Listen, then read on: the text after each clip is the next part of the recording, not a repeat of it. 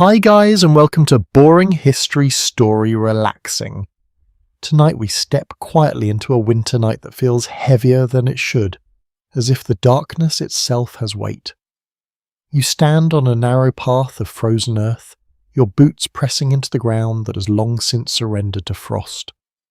The sky hangs low, a dull grey ceiling, and the air carries that sharp, clean scent that only comes when the world has turned completely cold. Ahead, a small structure waits in the dimness, its outline softened by drifting breath from both people and animals nearby. It looks simple, almost fragile, and yet you already sense that inside it holds something far more important than comfort. You pause for a moment, feeling the cold creep through your clothing faster than you expected. It is not dramatic, not sudden, just steady and persistent. The kind of cold that does not announce itself loudly but instead quietly takes its place in your bones. And here is the part that might make you shift slightly under your blanket tonight.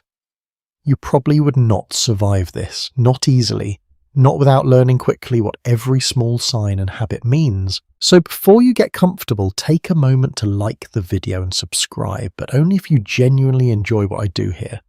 And if you feel like it, share your location and your local time in the comments. It is always fascinating to see where in the world these quiet journeys are unfolding. Now, dim the lights and you step forward. The house grows larger as you approach, though even now it remains modest. A widely accepted historical understanding tells us that most medieval peasants lived in small single-room homes, often built from timber frames filled with wattle and daub. You do not need to know the terms to understand the effect. The walls look uneven, slightly curved, in places as if shaped by hands rather than strict plans. The roof dips gently weighed down by thatch that has been patched and repatched over the seasons. You notice something else before you even reach the door. The air changes. It is warmer, but not in a comforting way yet. Instead, it carries a mixture of scents that feel thick and unfamiliar. Wood smoke, damp earth, something faintly sour, something animal. It is not unpleasant exactly, but it is dense, like stepping into a space that has been lived in very fully for a very long time. You reach the doorway and instinctively straighten your back, only to realize too late that the entrance is far lower than you expect, and you duck awkwardly and pass inside. The transition is immediate. Outside, the cold was open and vast. Inside, everything feels close. The ceiling sits low above you. The walls seem nearer than they should be. The air is warmer, yes, but also heavier, as if it has nowhere to go. A quirky detail sometimes noted in rural life is that doorways were intentionally kept low to reduce heat loss and to encourage anyone entering to bow slightly, whether out of practicality or habit. You just experienced both reasons at once. Your eyes take a moment to adjust. The light here is not bright, it flickers, shifts. At the centre of the room, a fire glows softly, not roaring, not dramatic, but steady enough to anchor everything around it. Shadows move along the walls, stretching and shrinking with each subtle change in flame. You stand still, letting your senses catch up. The floor beneath your feet is packed earth, uneven, but firm. You can feel small variations in texture through your boots, slight dips and rises that suggest years of use rather than careful design. Somewhere to your left you hear a quiet rustle followed by a soft, low sound that you quickly realize is an animal shifting its weight. This is where the boundaries you expect begin to blur. A well-established historical fact is that in many peasant households, animals were kept inside during winter nights, not out of convenience but necessity. Their presence provided additional warmth, and keeping them close reduced the risk of theft or loss. You're not in a space designed for humans alone. You're in a shared environment where survival ties every living thing together. You take a slow breath and the air feels thick in your lungs. There is a faint haze near the ceiling, something you only notice when you look upward. Smoke. It does not fully escape. It lingers, drifting slowly as if unsure where it is meant to go. Historians still argue whether medieval household fully understood the long-term effects of constant smoke exposure or whether it was simply accepted as part of life. Standing here now, you begin to understand how such a question even exists. The smoke is not overwhelming. It does not force you to cough immediately. It is just present, always present. You shift your weight slightly, moving closer to the fire almost without thinking. The warmth there is real noticeable, but it is also limited. It does not fill the entire room. It creates a small zone of comfort, a circle that fades quickly into cooler air the farther you step away. You glance around, taking in more details. Shapes begin to form in the dim light. A rough wooden bench, a low table, bundles of something stacked carefully along one wall. Fabric, perhaps, or dried plants. Everything here serves a purpose. There is no sense of excess, no object that does not justify its place. Another small sound draws your attention. A quiet voice, low and steady, speaking to someone you cannot yet clearly see. The tone is calm, almost rhythmic, as if the act of speaking itself helps shape the space into something more manageable. You realize there's something but important. This house is not trying to be comfortable in the way you understand comfort. It is trying to be sufficient. The distinction matters. You step closer to the fire and extend your hand slightly, feeling the warmth brush against your skin. It is uneven, flickering, sometimes stronger, sometimes softer. You find yourself adjusting instinctively, turning one side then the other, as if your body already knows how to make the most of it. Behind you, the door shifts slightly as someone else enters or exits. A faint rush of colder air slips inside, brushing past your back. It is brief but noticeable. The warmth you had just begun to gather is immediately challenged. You glance back, and for a moment you see the outside again, dark, open, and indifferent. Then the door settles, and you are enclosed once more. There is a quiet realization forming, one that does not arrive all at once, but builds slowly with each small observation. Everything here is balanced on careful habits. The position of the fire, the way the door is used, the placement of objects, the presence of animals. None of it is accidental. A lesser known but intriguing detail is that medieval homes often evolved over time without formal plans, shaped instead by daily needs and seasonal pressures. This means what you see around you is not a fixed design, but the result of countless small decisions repeated and refined. You take another breath slower this time and allow yourself to settle. The initial shock of the cold outside has faded slightly, replaced by a different kind of awareness. You are no longer just reacting, you're observing, listening, adjusting. And as you stand there near the gentle glow of the fire, you begin to understand that this night is not something to endure in a single moment.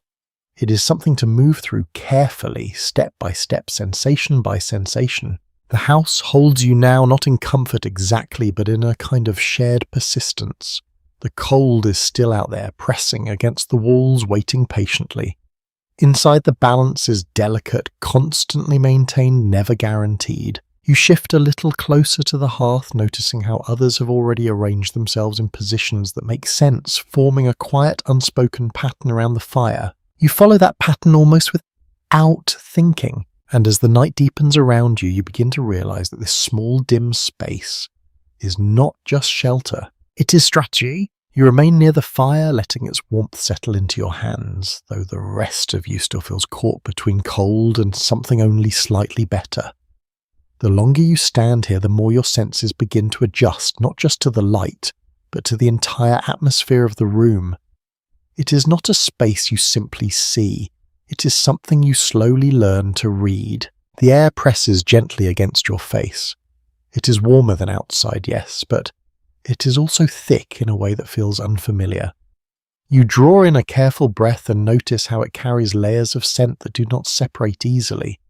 Smoke rests at the center, but around it you detect damp wood-worn fabric and the unmistakable presence of animals.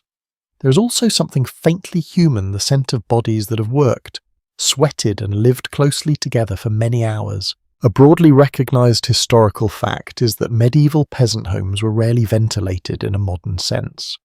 Open chimneys were uncommon in earlier periods, and smoke often escaped slowly through the roof or small gaps in the structure. You can feel that truth now, not as an abstract idea, but as a physical reality. The air does not move freely, it lingers. You shift slightly, turning your head, and the movement alone seems to change how you experience the room. Closer to the fire, the air feels warmer but sharper with smoke. A step away, it cools quickly and the scents soften but never disappear. It is as if the entire space is layered in visible zones shaped by heat and breath. Your eyes begin to make better sense of the dimness. At first, everything seemed blurred and uncertain, but now outlines sharpen. The walls, made of woven branches coated in earth, carry a rough texture that catches the flicker of light in uneven patterns. In some places, you notice small cracks where the material has dried and shifted over time. A curious detail sometimes mentioned in rural accounts is that these walls could subtly change with the seasons expanding and contracting with moisture and temperature. You can almost imagine it now, the house itself breathing, slowly adjusting to the world outside. You reach out almost without the thinking and brush your fingers lightly against the wall. It feels cool, slightly gritty, and far more fragile than it appears from a distance. This is not a barrier that fully keeps the world out. It only slows it down. Behind you, a low sound draws your attention again. The animals are settling. You hear the soft scrape of hooves against the floor, the slow shifting of weight, the occasional quiet exhale. It is not loud, but it is constant enough to become part of the background. You glance in their direction, and though the light is limited, you can make out shapes. A small animal lying close to the ground. Another standing, head lowered. Their presence feels steady, almost grounding. They are not restless. They are simply there, sharing the same need for warmth. Historians still argue whether the proximity of animals was viewed primarily as practical, or if it also carried a deeper sense of companionship during long winters. Standing here, it feels like both. There is a quiet reassurance in knowing that life continues around you, even in the coldest hours. You return your attention to the center of the room. The fire continues its steady work, small flames rising and falling with a rhythm that feels almost like breathing. You notice how carefully it is arranged. The wood is not piled randomly. It is placed with intention, allowing the fire to last, rather than flare up quickly and fade. A person nearby leans forward slightly, adjusting a piece of wood with a simple tool. The movement is practiced, efficient, and almost silent. There is no urgency, only awareness. Every action seems measured, as if each small adjustment carries importance. A well-grounded understanding from daily life suggests that maintaining the hearth was one of the most essential tasks in a medieval household, especially during winter. Fire was not just for warmth, it was for cooking, for light, for survival itself. You can see that now in the way attention returns to it again and again. You begin to notice how people position themselves. No one stands directly in front of the fire for long. Instead, they shift, rotate, make space for one another. It is subtle, almost unspoken, but clearly understood. Warmth is shared, not claimed. You find yourself adjusting in the same way, stepping slightly to one side, allowing someone else to move closer. The rhythm of the room begins to guide you even without words. A faint draft brushes against your neck and you turn instinctively. Somewhere along the wall, a small gap allows a thin line of colder air to slip inside. It is not strong, but it is noticeable enough to remind you that this space is not sealed. A lesser-known observation from historical reconstruction is that such drafts were both a problem and a necessity. They allowed some airflow, preventing smoke from becoming overwhelming, but they also let in the cold. You can feel that delicate balance now. Too much sealing and the air would grow unbearable. Too little and the warmth would vanish. You pull your clothing slightly tighter around yourself, becoming more aware of the fabric. It feels rough, heavier than what you're used to, and yet reassuring in its thickness. The layers matter here. Every fold of cloth is part of your defense against the cold. Your gaze shifts again, this time toward the doorway. From inside it looks even smaller than it did from outside. The opening frames only a narrow slice of darkness beyond, and you realize how intentional that must be. A larger entrance would allow too much heat to escape, too much cold to enter. You think back to the moment you stepped inside, how quickly the environment changed. That transition now feels even more significant. This doorway is not just an entrance, it is a threshold between two entirely different conditions of existence. A quiet voice rises again somewhere behind you, followed by a soft response. The conversation is low, almost murmured, as if louder speech would disrupt something fragile. You cannot make out the words, but the tone carries a sense of calm familiarity. It occurs to you that sound behaves differently. Here, there are no hard surfaces to reflect it sharply. The walls absorb it. The air softens it. Even footsteps seem muted. Everything feels slightly hurried, as if the house itself encourages a gentler way of being. A small, almost amusing detail recorded in some accounts is that people living in such environments often developed a heightened sensitivity to subtle sounds, since louder noises were rare and often meaningful. You begin to notice that within yourself, each creak, each shift, each breath stands out more clearly than it would in a louder world. You take another slow breath, this time more comfortably. The heaviness of the air no longer feels as foreign. It feels expected. Your body begins to accept it, adjusting in quiet ways you do not fully notice. You look around once more, taking in the full scene. The low ceiling, the uneven walls, the steady fire, the quiet presence of people and animals, the layered air filled with scent and warmth and smoke. It all fits together in a way that is not designed for ease, but for endurance. And as you stand there, you begin to understand that being inside this house is not about escaping winter completely. It is about negotiating with it. You shift your stance, slightly settling into a place that feels almost right, though never entirely comfortable. The fire flickers again, casting new shadows across the room, and for a moment everything seems to pause in a fragile balance. Outside, the cold continues to press impatient and unyielding. Inside, life continues just as steadily, shaped by small choices, quiet movements, and an understanding that every detail matters. You let your shoulders relax just a little. You are still here, and the night is only just beginning. You ease yourself a little closer to the hearth, drawn not just by the warmth, but by the quiet certainty that everything important in this room seems to gather here. The fire is not large. It does not roar or crackle dramatically. Instead, it burns with a steady patience, a controlled presence that feels almost deliberate. You crouch slightly, extending your hands again, and this time you notice more. The warmth is uneven, touching your skin in soft pulses as the flames shift. One moment your fingers feel almost comfortably warm, the next they cool again as the fire settles. It is not a constant heat.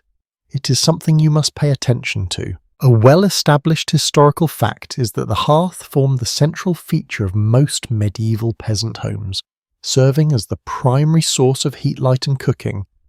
You can see that truth clearly now. Everything in the room seems arranged in relation to this small glowing centre.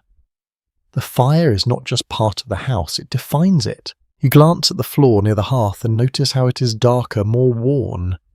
The earth there has been pressed down by countless footsteps, by years of people moving in and out of this same space, always returning to the same point. Even the arrangement of objects reflects this focus. Tools, pots, and small bundles are placed within easy reach, never far from the fire. Someone nearby leans forward again, adjusting the wood with quiet care. You watch closely this time. The pieces not simply added. They are positioned, angled slightly, leaving space for air to pass through. It is a small detail, but one that clearly matters. A curious tidbit recorded in some rural tradition suggests that tending a fire was often taught through observation rather than instruction. Children would learn simply by watching, absorbing the rhythm and logic of it over time. You can almost feel that process happening now, as if your own body is beginning to understand without being told. You shift your weight, lowering yourself a little more, and the warmth becomes stronger. It reaches your face now, soft but noticeable, easing the tightness you had not fully realized was there. Your shoulders drop slightly, your breathing slows. But even here, close to the fire, the cold has not disappeared. You feel it at your back, a faint chill that lingers just beyond the reach of the heat. It is a quiet reminder that warmth is limited. It belongs to this small circle and nowhere else. Historians still argue whether medieval households aimed to heat entire living spaces, or simply accepted that warmth would always be localized around the hearth. Sitting here now, the answer feels obvious. The fire creates a zone, not a blanket. You do not warm the house, you gather around the warmth. You glance at the others and notice how naturally they follow this pattern. No one strays far from the fire for long. When they do, it is for a specific purpose and they return quickly. Their movements form a kind of silent choreography shaped entirely by the reach of heat. A faint crackle draws your attention back to the flames. A small piece of wood shifts, releasing a brief burst of sparks that rise and fade almost instantly. The light flickers more brightly for a moment, casting sharper shadows against the walls, then settles again into its steady glow. You watch the embers beneath the flames. They glow a deep red, almost hypnotic, holding more heat than the flames above them. It is a quieter warmth, less visible but more enduring. A lesser-known observation from historical studies notes that embers were often preserved carefully through the night, sometimes covered or arranged in specific ways to ensure the fire could be easily revived in the morning. You begin to understand why. Starting a fire from nothing would be difficult, especially in this cold. Keeping it alive even in a reduced state is far more efficient. You shift slightly, noticing how the ground near the hearth feels warmer than the rest of the floor. The difference is subtle but clear. Heat seeps downward, held briefly in the packed earth before fading. You place your hand closer to the surface, feeling that faint stored warmth. It is not enough to rely on, but it adds to the overall sense of this small area being different from the rest of the room. Behind you, the animals settle further. Their movements grow slower, quieter, as they too seem to find their place within the shared warmth. You hear a soft exhale, then stillness. Their presence contributes to the atmosphere in ways that are not immediately obvious but deeply felt. You realize that the fire is not working alone. It is part of a system. Bodies, animals, walls, and air all play a role in holding on to what little warmth exists. Each element adds something small, and together they create just enough. You glance upward again and notice how the smoke gathers near the ceiling, drifting slowly, never quite leaving. The light from the fire catches it in faint moving patterns, making it almost visible. A quirky detail sometimes mentioned is that the presence of smoke could help deter insects even in colder months when some pests remained active. It is a small advantage, but one that fits the pattern of making use of every available resource, even the less pleasant ones. You lean back slightly, adjusting your position, and the warmth shifts again. It is almost like learning a new language, one spoken through sensation rather than words. Move closer and you gain heat, but more smoke. Move away and you breathe easier, but grow colder. You begin to find a balance. The voices in the room continue at a low level, rising and falling gently. No one speaks loudly. There is no need. The firelight creates an intimacy that seems to encourage quieter tones. You listen without focusing on the meaning, letting the sound blend into the overall rhythm of the space. It becomes part of the background, like the soft crackle of the fire or the occasional shift of an animal. Your body feels different now, not fully warm, not fully comfortable, but no longer in shock. The initial edge of the cold has softened. Your awareness is taking in more than just your own discomfort. You understand something now that you did not when you first approached the house. Warmth here is not given. It is managed. A practical insight from daily life suggests that people in such environments developed an acute awareness of fuel use, carefully rationing wood to ensure the fire could last through the night. You can see that caution in the way the fire is maintained. It is never allowed to grow too large, never wasted in a moment of excess. You watch as another small piece of wood is added, placed carefully rather than tossed.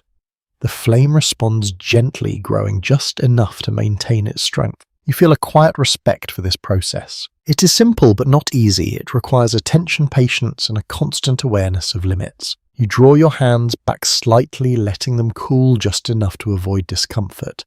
Even warmth, you realize, must be balanced. Too close for too long and it becomes something else entirely. The room settles into a steady rhythm again. Fire breath, quiet movement, and stillness.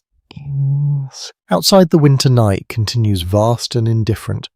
Inside, this small circle of heat holds its ground, fragile but persistent. You remain there near the hearth, feeling its presence not just on your skin, but in the way it shapes everything around you. And as you sit with it, you begin to understand that this fire is not just a source of warmth. It is the center of survival. You remain near the hearth, though your attention slowly lifts away from the glow of the embers and rises toward the darker space above.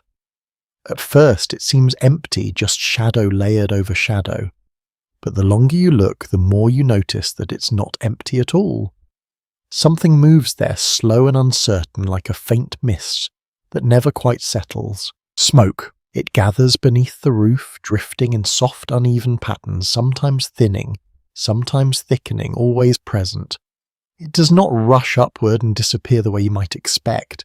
Instead, it lingers, circling gently, as if caught in a place with no clear exit. You inhale carefully, and this time you feel it more clearly.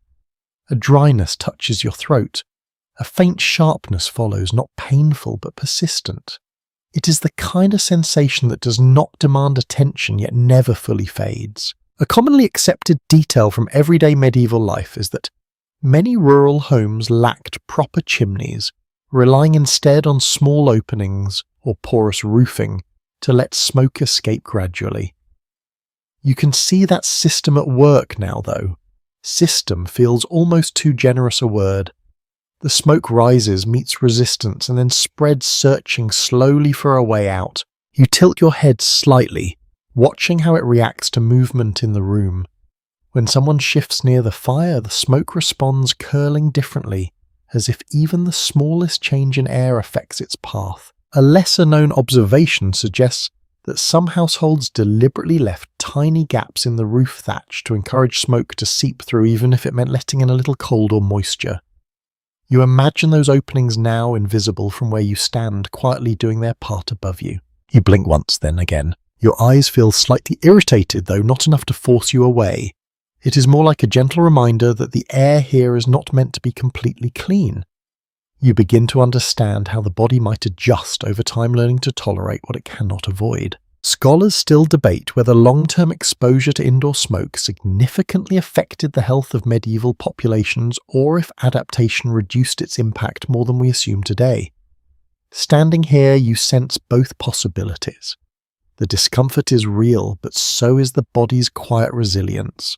You shift your position just a little, and the difference is immediate. A step closer to the fire brings more warmth, but also more smoke. A step back clears the air slightly, though the cold begins to return. It is a constant negotiation, one that never fully settles into a perfect balance. You glance at the others and notice how naturally they move within this invisible pattern. No one seems surprised by the smoke. No one reacts to it as something unusual. It is simply part of the room, as ordinary as the walls or the floor. A subtle, almost curious detail recorded in some rural traditions is that smoke was sometimes believed to carry protective qualities, keeping away not just insects, but also unseen forces of illness or misfortune. Whether practical or symbolic, the presence of smoke seems to hold a certain acceptance here. You raise your hand slightly, watching how the light from the fire catches the faint haze around it. For a brief moment, the air itself becomes visible, filled with tiny shifting strands that move too slowly to notice unless you're looking for them. The ceiling above you appears darker than the rest of the room, stained over time by countless nights like this one. The wood or thatch has absorbed smoke layer upon layer, creating a surface that tells its own quiet story of endurance. You take another breath, slower this time. The sensation changes. What felt unfamiliar at first now feels expected. Your body begins to adjust, not by removing the discomfort entirely, but by placing it in the background. The smoke is still there, but it no longer dominates your awareness. You realize that this adjustment is not optional. It is necessary. You lower your gaze, again returning your attention to the fire, and for a moment the contrast becomes clear. Below, warmth and light. Above, shadow and smoke. Between them you stand, existing within both. A grounded insight from historical living conditions suggests that people learn to use vertical space in subtle ways, keeping certain items higher, where smoke might preserve them while staying lower themselves to avoid the densest air. You instinctively remain closer to the level of the hearth where breathing feels easier. A faint movement catches your eye. Someone shifts slightly, pulling a piece of cloth higher around their shoulders. The fabric brushes through the air, disturbing the smoke just enough to create a brief swirl before it settles again. Even small actions ripple through the room. You begin to notice how the light interacts with everything differently because of the smoke. Edges soften, shadows blur slightly. Nothing appears entirely sharp or fixed. It gives the space a kind of quiet fluidity, as if the room itself is gently moving. You wonder briefly what it would feel like to spend night after night in this environment. Would the smoke fade into complete normality, or would it always remain just noticeable enough to remind you of its presence? There is no clear answer. You shift your stance again, finding a place where the warmth and the air feel just manageable enough. It is not perfect, but it is workable, and that seems to be the standard here. Not comfort, not ease, but something that allows you to continue. Behind you, the animals remain still, their quiet breathing, blending with the soft sounds of the room. The fire continues, its steady rhythm the only consistent source of light and warmth in this enclosed space. Above, the smoke drifts on, patient and unhurried. You take one more slow breath, and this time it feels different. Not because the air has changed, but because you have. The unfamiliar has become familiar. The discomfort has become part of the background. And as you stand there between the glow of the fire and the dim haze above you, begin to understand that survival here is not about eliminating hardship. It is about learning to live within it. You lower yourself carefully onto the bedding, if it can be called that, without stretching the meaning too far. At first, it looks like a loose pile of straw covered with layers of cloth, uneven and slightly sunken in places. But as you settle, you begin to understand that this is not random. It has been shaped by repeated use, pressed and adjusted night after night into something that holds the body just well enough. The straw shifts beneath you with a soft, dry rustle. It is not silent.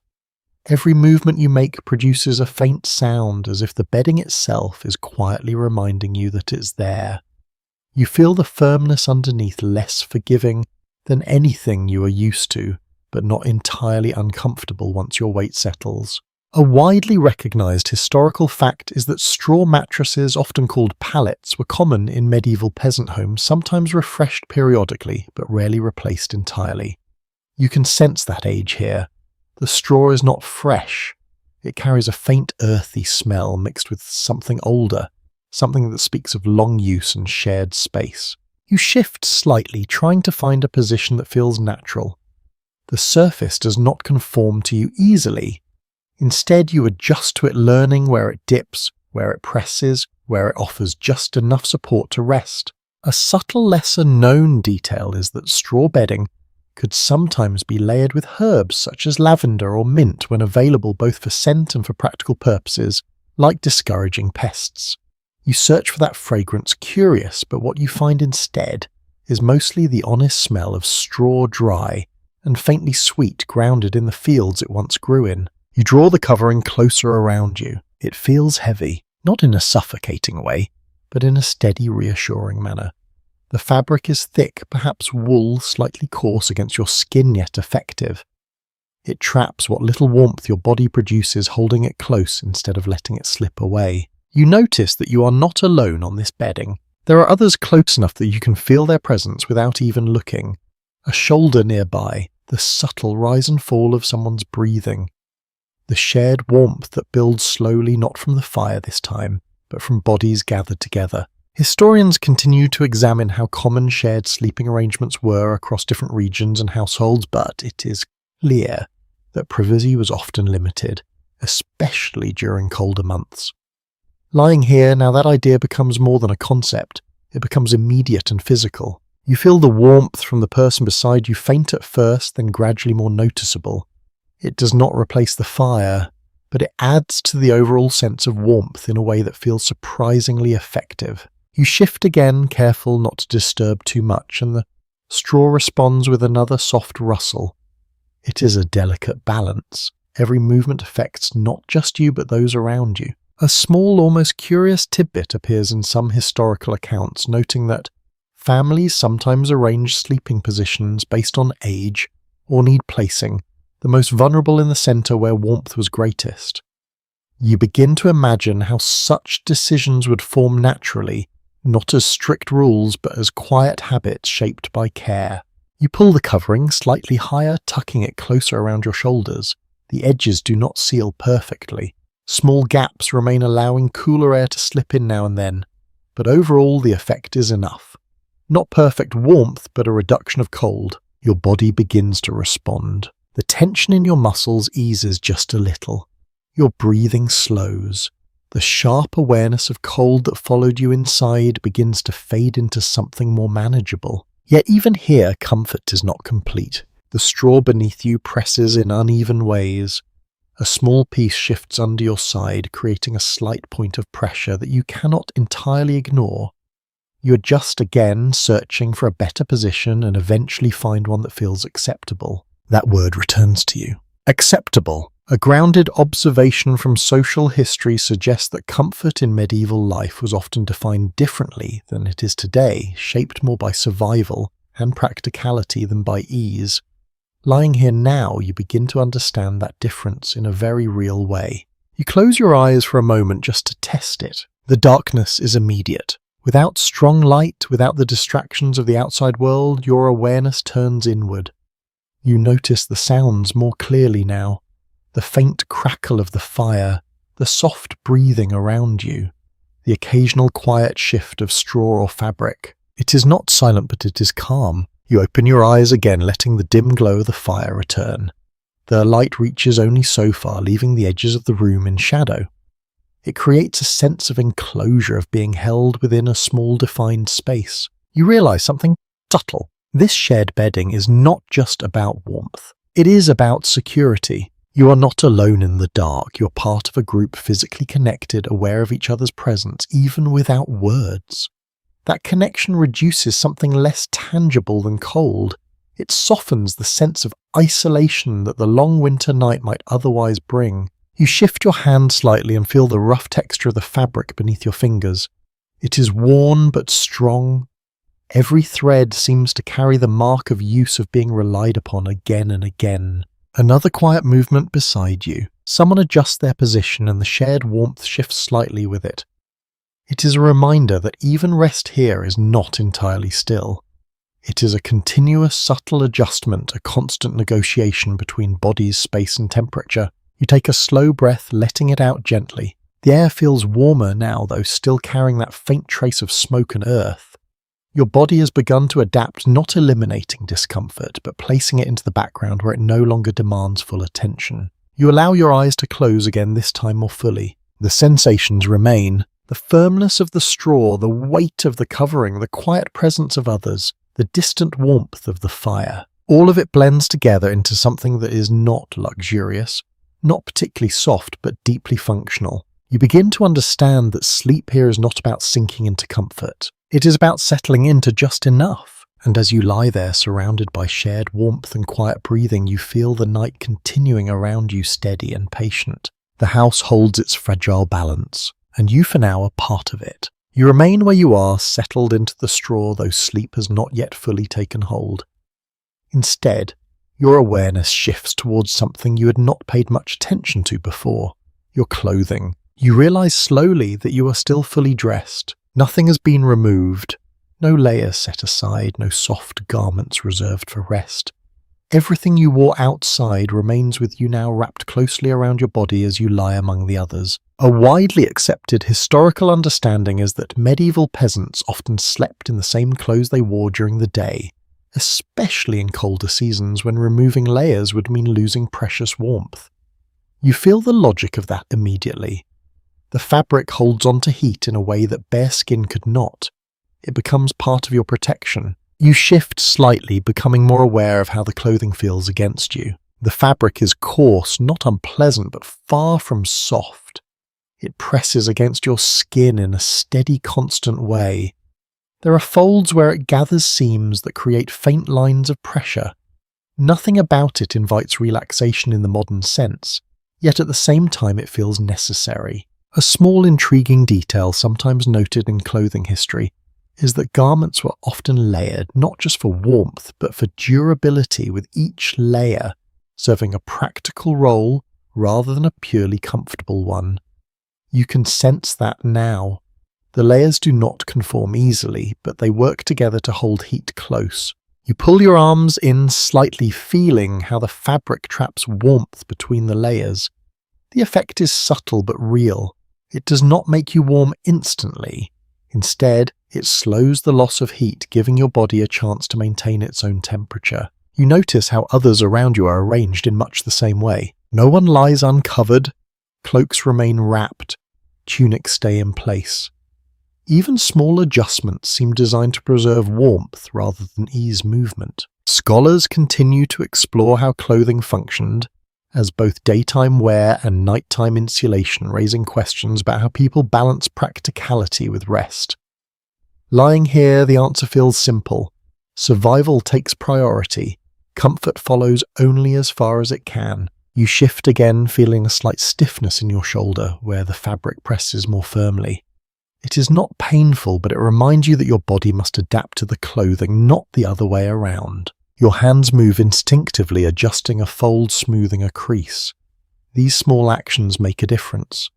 Even minor changes in how the fabric sits can alter how the warmth is held, or how the pressure feels. A grounded observation from daily life suggests that people developed a kind of quiet skill in arranging their clothing for rest, learning how to position layers to maximize warmth while minimizing discomfort. You begin to practice that now slowly without thinking too much about it. You tuck part of the fabric closer around your side, then shift your legs slightly, finding a position where the layers feel more evenly distributed. It is not perfect, but it is better. You notice something else as you lie there. The clothing carries scent. Not strong, not overwhelming, but present. A mix of earth, smoke, and something faintly human. It is not unpleasant, but it is deeply tied to the environment around you. The fabric has absorbed the life of this place, holding onto it in a way that feels almost permanent. A curious tidbit from historical accounts mentions that washing clothes during winter could be difficult and infrequent due to frozen water sources leading garments to retain their scents far longer than we might expect today. You can understand that now. The fabric is not just clothing, it is a record of daily life. You take a slow breath, letting that awareness settle. The scent blends with the air of the room, becoming part of the overall atmosphere. It no longer stands out as separate.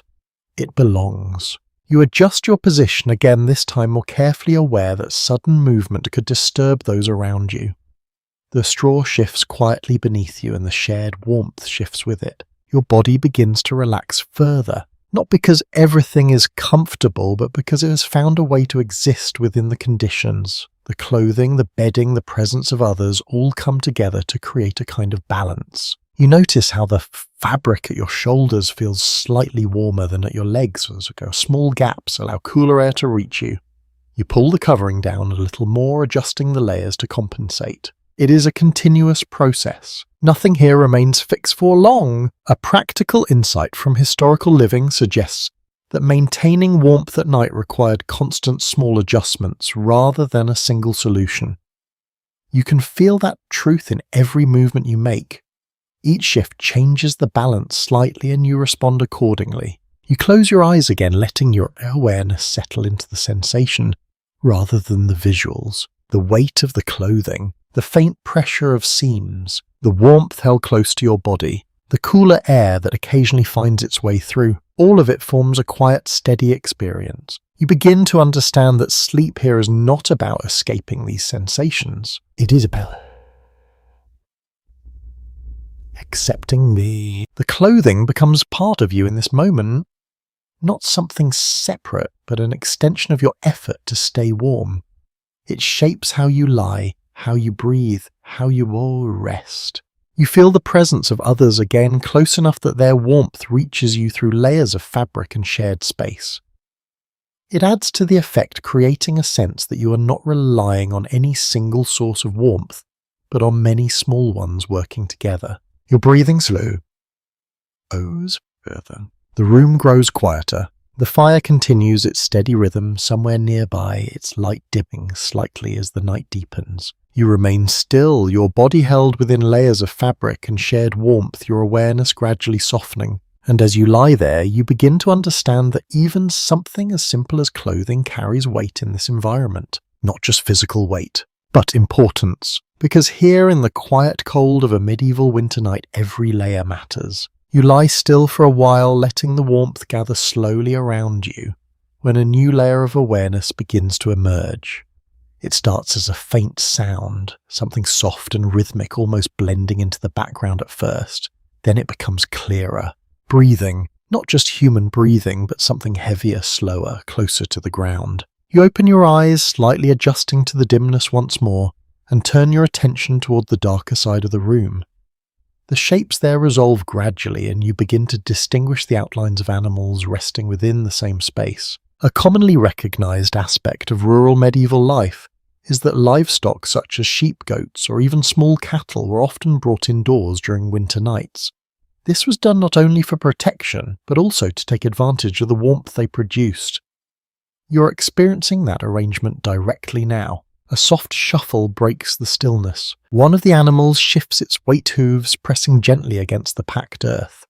The sound is quiet, but distinct, different from the rustle of straw or the movement of fabric. It carries a grounded physical quality, a reminder of size and presence. You listen more closely. There is a rhythm to it all. Slow breathing, occasional movement, a faint snort or exhale that drifts through the air before fading again.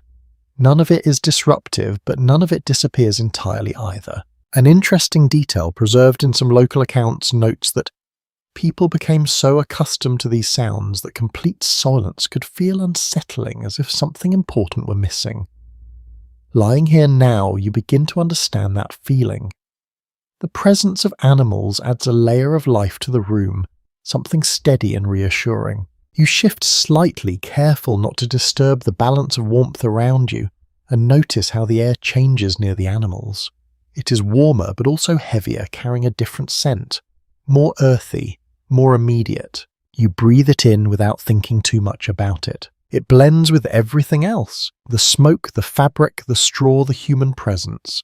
All of it forms a single atmosphere, complex but unified. You realize something quietly. There is no clear boundary here between human space and animal space. You are all sharing the same night. A point often emphasized in studies of medieval domestic life is that separation between species was less rigid in lower-class households shaped more by necessity than by preference. The arrangement you see here is not unusual. It is practical. You watch as one of the animals lowers its head fully to the ground, settling into stillness.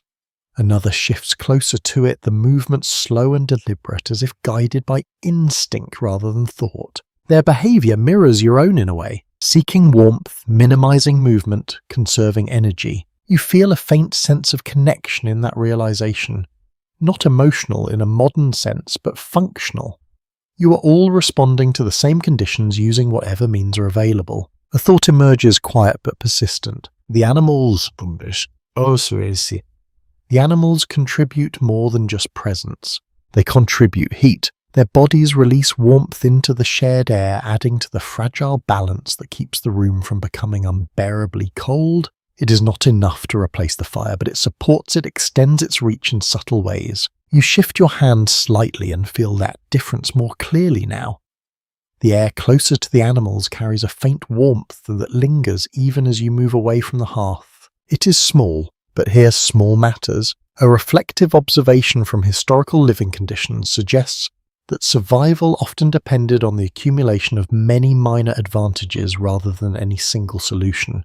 You can feel that principle in action all around you. Nothing here is overwhelming. Everything is incremental. You listen again to the sounds. The breathing has a calming rhythm to it, almost like a slow, steady pulse that fills the room. It does not demand attention. It simply exists, consistent and reliable. You find yourself matching it without meaning to. Your own breathing slows, aligning with the quiet pattern around you. A faint movement near your feet draws your attention. You do not move to look directly, but you sense it.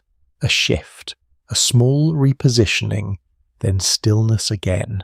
The animals are settling further. The room grows quieter, not silent but more stable. You begin to understand that these sounds are not interruptions. They are part of the environment just as essential as the fire or the walls. You close your eyes briefly, letting the sounds remain without visual distraction. The soft exhale of an animal, the faint rustle of straw, the distant crackle of the hearth. All of it blends into a single continuous layer of quiet activity. You feel your body responding again, relaxing not because everything is comfortable, but because everything is predictable. There are no sudden movements, no sharp noises, no unexpected changes, only a steady continuation of life. You open your eyes once more, just enough to confirm what you already sense. The shapes remain where they were. The fire continues its slow work. The room holds together. A subtle, almost overlooked detail from historical records mentions that animals indoors could also serve as an early warning system,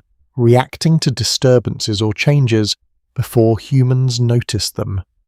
You consider that for a moment, imagining how awareness might extend beyond what you personally perceive. It adds another layer to their presence. Not just warmth, not just sound, but awareness. You shift slightly, settling more deeply into your place, allowing the shared warmth, the layered air, and the quiet sounds to surround you fully. The boundaries between you and the rest of the room feel softer now, less defined. You are no longer simply observing this environment. You are part of it, and as the night continues, carried forward by the steady breathing of both people and animals, you begin to understand that this shared space is not just about shelter. It is about cooperation, a quiet unspoken agreement between all who occupy it, to endure the cold together. You remain still, letting the shared warmth settle around you when another sensation begins to rise gently into your awareness. Hunger. It is not sharp or urgent. Not the kind that demands immediate attention, but something quieter, more persistent. A low, steady reminder from your body that energy is limited and that what you have eaten must last. You open your eyes slightly and notice that not everyone has fully settled into rest. Near the hearth, a small amount of movement continues. Someone leans forward, reaching toward a pot that rests close to the fire, careful not to disturb the balance of heat. A widely recognized feature of medieval rural life is that evening meals were often simple, especially in winter when fresh food was scarce and preservation determined what was available. You can see that reality reflected in the small, deliberate actions taking place near the fire. The lid of the pot shifts slightly, releasing a faint curl of steam that blends into the already thick air. A subtle aroma follows, earthy and mild, not rich or complex, but comforting in its own way. You breathe it in slowly. It smells of grains, perhaps barley or oats softened into something warm and sustaining. There may be traces of vegetables, roots stored from the harvest, cooked down into the same mixture. Nothing stands out individually. Everything has blended together into a single quiet meal. An interesting detail noted in many accounts is that pottage, a kind of thick stew made from whatever ingredients were available, formed the basis of daily meals for many peasants. It was flexible, changing with the seasons, but always simple. You watch as a small portion is taken from the pot, not in large amounts, but carefully, as if each serving must be measured against what remains. The movement is slow, thoughtful, without waste. You realize that food here is not just nourishment, it is planning. A reflective insight from historical study suggests that winter meals were shaped as much by restraint as by availability, with families carefully managing supplies to ensure they would last through the coldest months. You can feel that restraint in the way the food is handled. You shift slightly, becoming more aware of your own body again. The hunger does not disappear, but it softens as the warmth from the fire and the presence of others continues to surround you. It is manageable like many things here. You imagine the taste of the meal, plain perhaps, but warm, thick enough to fill the stomach even if only briefly. You can almost feel the texture soft and consistent, offering energy without indulgence. A lesser-known detail is that bread, when available, was often dense and coarse, sometimes stale by the time it was eaten, yet still valued as an essential part of the diet. You picture it now, a small piece perhaps shared alongside the pottage, each bite taken slowly. You notice how the act of eating itself is quiet. There is no loud conversation, no distraction, just small, careful movements. The clink of a wooden spoon against the side of the pot, the soft sound of swallowing, then stillness again. It feels almost ritualistic, not in a formal sense, but in its consistency. The same actions repeated night after night, shaped by necessity rather than choice. You shift your head slightly, watching the firelight reflect off the surface of the pot. The glow creates a gentle shimmer, making the simple object seem almost significant. And in this setting it is. Food here is not abundant, not varied, not taken for granted. It is essential. You notice how quickly the pot is covered again, how carefully it is returned to its place near the fire. Heat is preserved. Contents are protected. Nothing is left exposed longer than necessary. A grounded observation from daily life suggests that even small losses of food could have serious consequences over time, especially in midwinter when resupply was difficult. You can sense that awareness in every movement. You draw the covering a little closer around yourself, feeling its weight again, and let your eyes close briefly. The warmth of imagined food lingers in your thoughts, not indulgent, not satisfying in the modern sense, but enough, always enough. You begin to understand that here satisfaction is measured differently, not by fullness but by continuation. You open your eyes again just enough to take in the room. The activity near the fire has slowed. The pot rests quietly. The people who are moving have settled once more. The animals remain still, their presence unchanged. The room returns to its steady rhythm. A quiet, almost unnoticed detail from historical accounts suggests that the timing of meals could shift during winter, sometimes earlier or later, depending on available light and work patterns. You consider how that flexibility might shape the experience of hunger, making it something that rises and falls in its own quiet cycle. You feel that cycle now. The initial awareness of hunger is softened, replaced by a calm acceptance.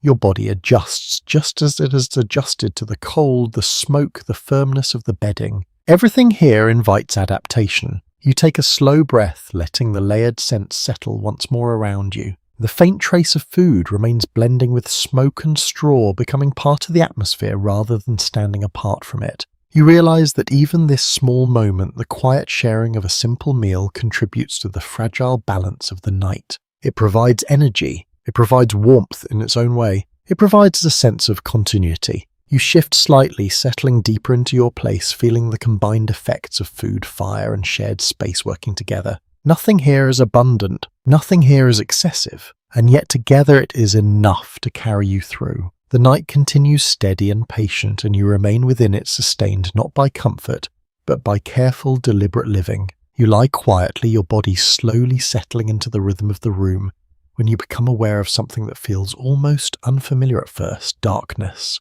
Not the softened darkness you might know where distant lights glow faintly or shadows carry hints of colour. This is something deeper, more complete. It surrounds the edges of the room and presses gently inward, shaped only by the small reach of the fire. You open your eyes, fully letting them adjust as much as they can. The hearth provides the only true light. Its glow spreads outward in a low, uneven circle, touching nearby faces, catching the edges of objects, then fading into shadow. Beyond that, the room dissolves into shapes that are only partially visible. A widely accepted reality of medieval life is that artificial lighting was limited and often costly, with candles or oil lamps used sparingly, if at all, in poorer households. You're seeing that limitation now. The fire is not just warmth, it is the primary source of light, and even it offers only a modest reach. You blink slowly. The darkness does not retreat. Instead, your eyes begin to work within it, finding small details where before there were none. A faint outline of a beam above, the suggestion of a wall where the light fades, the soft movement of someone shifting just beyond the fire's glow. An interesting detail from historical accounts is that people living without constant artificial light often developed stronger night vision, allowing them to navigate dim environments with greater ease than we might expect today. You begin to sense that adaptation happening even within yourself as your perception adjusts. You turn your head slightly, noticing how the darkness changes with your angle of view. Where the firelight reaches directly, things appear warm and alive. Where it does not, everything becomes still and uncertain. It is not frightening, but it is unfamiliar. You feel a quiet awareness rise within you. Without strong light, your other senses take on greater importance. Sound, touch, even the subtle movement of air become more noticeable. A reflective observation from social history suggests that the experience of night in pre-modern times was fundamentally different from our own, shaped by natural darkness rather than constant illumination. Lying here now, you understand that difference, not as an idea but as a feeling. You listen. The room is quiet but not silent. The fire continues its soft crackle. The breathing of others forms a gentle rhythm. The animals shift occasionally, their presence marked more by sound than by sight. You realize that you no longer rely on your eyes alone. You are listening to the room. A faint flicker draws your attention back to the hearth. The flames rise slightly, then settle again, casting brief moving shadows that stretch across the walls. For a moment, shapes seem to shift, becoming something else, then returning to what they are. A small curious tidbit appears in some cultural traditions, suggesting that flickering firelight could give rise to imagined forms or streaks, especially during long winter nights. You can understand how that might happen. The mind fills in what the eyes cannot fully see. You remain still, watching the interplay of light and shadow. It is calming in its own way. There is no sharp brightness, no sudden glare, only a steady, gentle glow that fades naturally into darkness. You close your eyes for a moment, then open them again. The difference is minimal. That realization surprises you. The darkness is so complete that closing your eyes changes very little. It is a reminder of how limited vision becomes in this environment and how the body adapts by relying on other senses. Scholars continue to examine how patterns of sleep may have been influenced by natural darkness, with some suggesting that people experience different cycles of rest and wakefulness during the night. You begin to wonder how this deep darkness might shape the way sleep comes and goes. You shift slightly, feeling the straw beneath you, the fabric around you, the warmth held close to your body. These sensations feel more immediate now, more present, as if the reduction of light has brought them forward. You notice how the darkness creates a sense of enclosure. The room feels smaller, more contained, as if the world beyond the walls has disappeared entirely. There is no distant glow, no sign of what lies outside. Only the immediate space around you exists. A grounded insight from daily living suggests that such conditions could foster a strong sense of inward focus where attention turns toward the immediate environment and the people within it. You feel that now. Your awareness narrows not in a restrictive way but in a calming one. You are here. Nothing else demands your attention. The fire continues its quiet work, the only steady point of light in the room. Its presence feels almost anchoring, giving you something to orient yourself around in the darkness. You glance toward it once more, letting your eyes rest on its glow. Then you allow your gaze to drift away into the softer shadows. You begin to feel your body relax further. The absence of strong light signals something deeper, something instinctive. It encourages stillness. It invites rest. You understand now that darkness here is not simply the absence of light. It is part of the environment. It shapes how you move, how you listen, how you feel. It slows everything down. You take a slow breath, letting it out gently. The room remains steady. The sounds remain soft. The darkness holds its quiet presence around you. And as you lie there, surrounded by faint firelight and deep shadow, you begin to sense that this night is not something to resist. It is something to settle into. You lie quietly, your body beginning to accept the rhythm of the night when a faint sensation brushes against your neck. It is subtle at first, almost easy to ignore. A cool thread of air slipping gently through the warmth that surrounds you. You open your eyes slightly, not because you're alarmed, but because your body has noticed something important. Cold as not remain outside. It finds its way in. A well-established reality of medieval housing is that walls made from wattle and daub timber, or packed earth, were rarely sealed tightly enough to prevent drafts entirely. You can feel that truth now in a very direct way.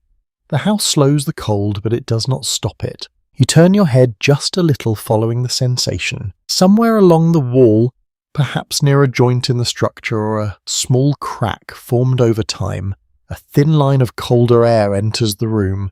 It is not strong, it does not rush in. It simply moves steady and quiet like a presence that does not need to announce itself. You pull the covering slightly higher, instinctively responding. The fabric blocks part of the draft, but not all of it. The air still finds a way to touch your skin, reminding you that warmth here is always temporary, always something that must be maintained. An often overlooked detail from historical reconstruction suggests that many peasant homes allowed a certain degree of airflow intentionally, as a completely sealed structure would trap too much smoke from the hearth.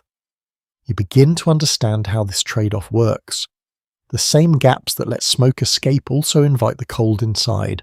You shift your body slightly, turning your back toward the draft. The difference is immediate. Your front remains warmer, protected by layers of fabric and shared heat, while your back takes the brunt of the cooler air. It is not comfortable, but it is manageable. You realize that positioning matters. Where you face, how you lie, what direction your body takes, all influence how you experience the temperature. A small intriguing observation recorded in some studies notes that people often arrange their sleeping positions based on drafts they had learned to recognize over time, choosing places where airflow was less direct. You begin to imagine how such knowledge would build slowly night after night until it becomes instinct. You adjust again, this time more carefully. You angle your body slightly, finding a position where the draft touches you less directly. It does not disappear, but it softens. Better. You notice how others around you seem to have already found their positions. Their stillness suggests familiarity, as if they know exactly where to lie to avoid the worst of the cold air. You are learning. Not through instruction, but through sensation. A reflective insight from daily life in such environments is that comfort often emerged from small accumulated adjustments rather than large solutions. You feel that process unfolding within you now.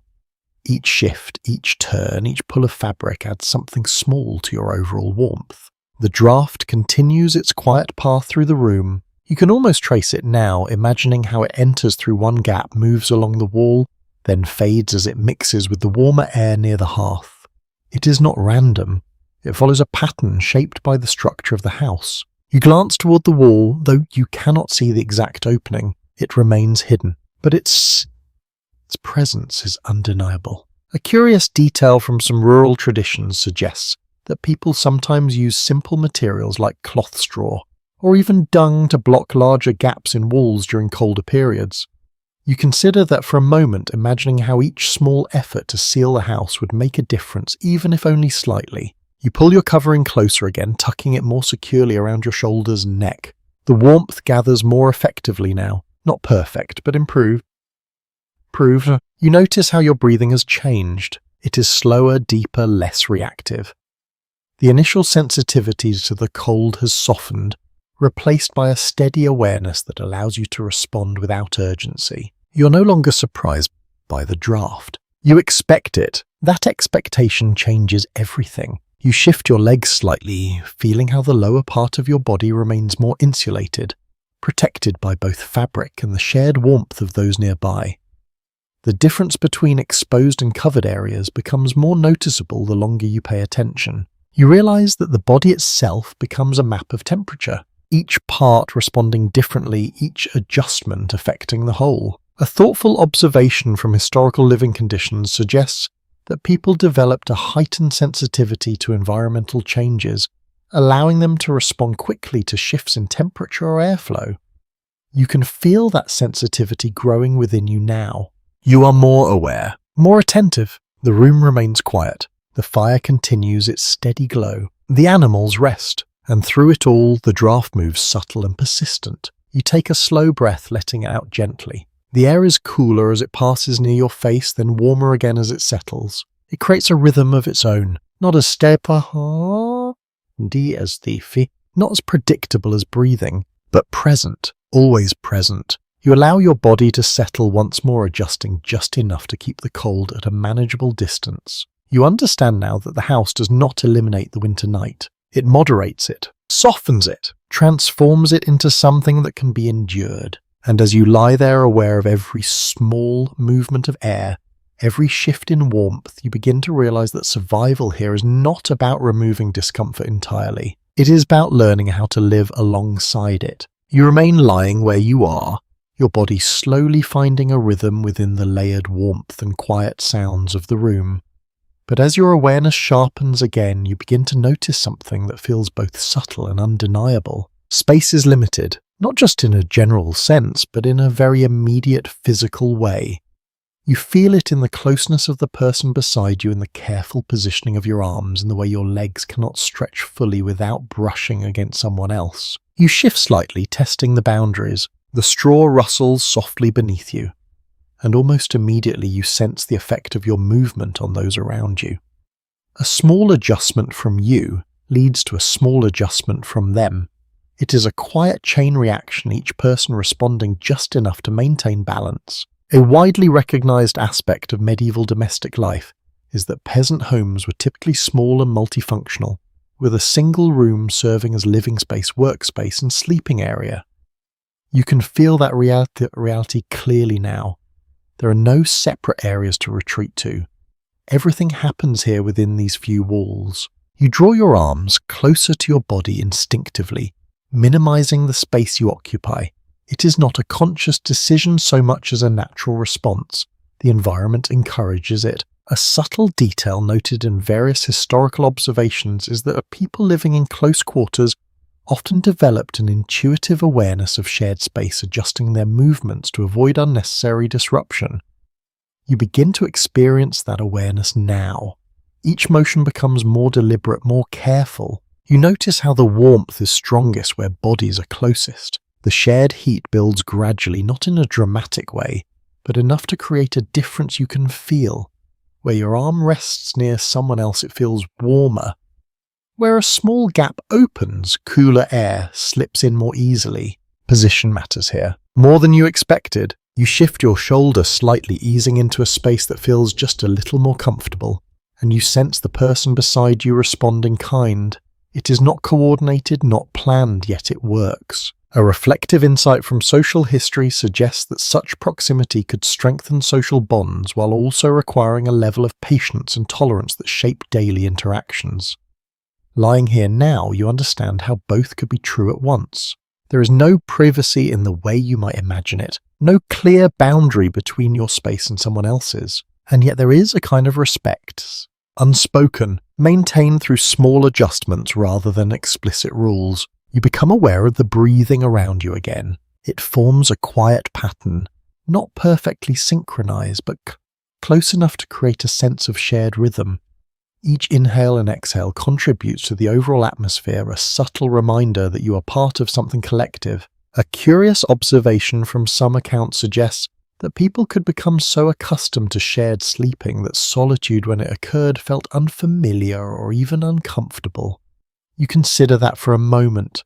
How different that is from what you might expect. You shift your legs slightly, careful this time, moving slowly enough to avoid disturbing the balance. The straw beneath you responds with a faint sound, but the movement settles quickly. The warmth around your legs adjusts, filling in where you have moved, maintaining that delicate equilibrium. You realize that rest here is not static. It is dynamic, a constant gentle negotiation between bodies, space and warmth. A grounded observation from daily living conditions suggests that such environments required individuals to remain aware even in rest, responding to subtle changes without fully waking. You begin to sense that state within yourself. You're not fully alert, but not completely unaware either. Somewhere nearby, someone shifts more noticeably. The movement is still quiet, but larger than the small adjustments you have been making. It causes a brief ripple through the group, a momentary disturbance of warmth and position before everything settles again. You feel it pass through you, then fade. The room returns to its steady rhythm. You notice how the closeness changes your perception of safety. There is a sense of protection in numbers, in shared presence, in the knowledge that you are not alone in the dark. Even without direct interaction, the simple awareness of others nearby provides a kind of reassurance. You draw a slow breath, letting it out gently. The air feels warmer now, not because the environment has changed, but because your body has adapted further. The shared heat, the layers of fabric, the reduced movement all contribute to this gradual shift. You understand something more clearly now. Space here is not about comfort. It is about efficiency. Every inch is used. Every position has a purpose. You adjust your head slightly, finding a place where it rests more easily against the bedding. The straw shifts again, then settles, supporting you just enough. The fire continues its quiet glow in the distance, its light reaching only part of the room.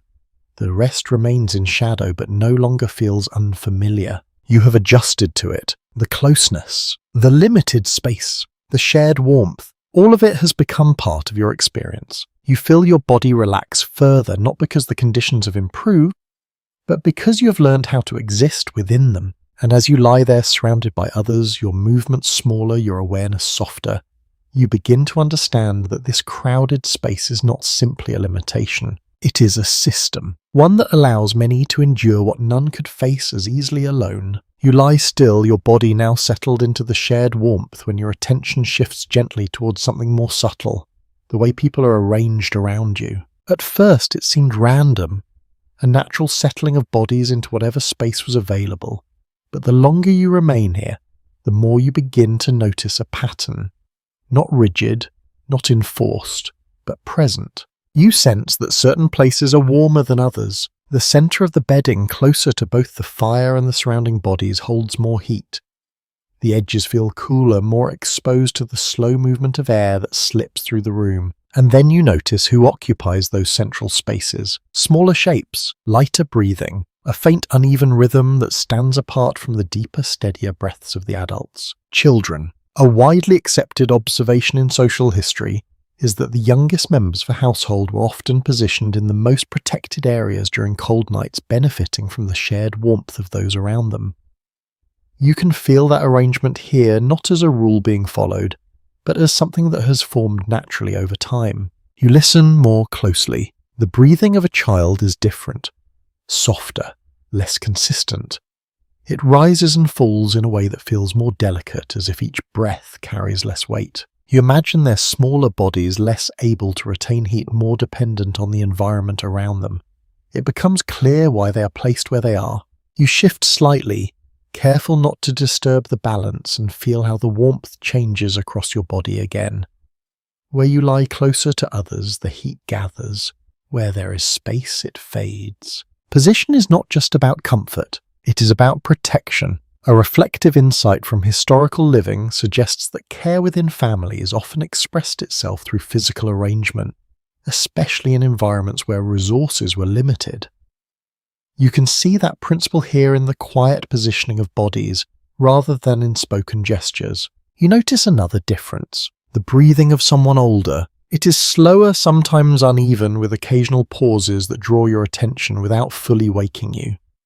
There is a weight to it, a sense of effort that contrasts with the lighter rhythm of the younger ones. Scholars continue to examine how age affected vulnerability to cold in pre-modern environments, often noting that both the very young and the elderly face greater challenges in maintaining body temperature. Lying here, you understand that idea through sensation rather than study. You feel a subtle shift beside you, a gentle movement, someone adjusting a covering, perhaps pulling it more securely around a smaller form. The motion is careful, deliberate, and quiet enough not to disturb the rest. It is an act of care, unspoken, almost invisible. A small but meaningful detail preserved in some historical observations is that shared bedding allowed warmth to be directed where it was most needed, creating a kind of natural insulation through human presence. You can feel that happening here as bodies cluster and adjust, forming a living barrier against the cold. You draw a slow breath, letting the air settle in your chest. The warmth feels slightly more stable now, not because the fire has grown, but because the arrangement of people has reached a kind of equilibrium. Each person contributes something small to the whole. You begin to understand that this is not just about surviving the night individually. It is about maintaining a shared system. You shift your hand slightly and feel the edge of a covering that has been tucked carefully around someone else.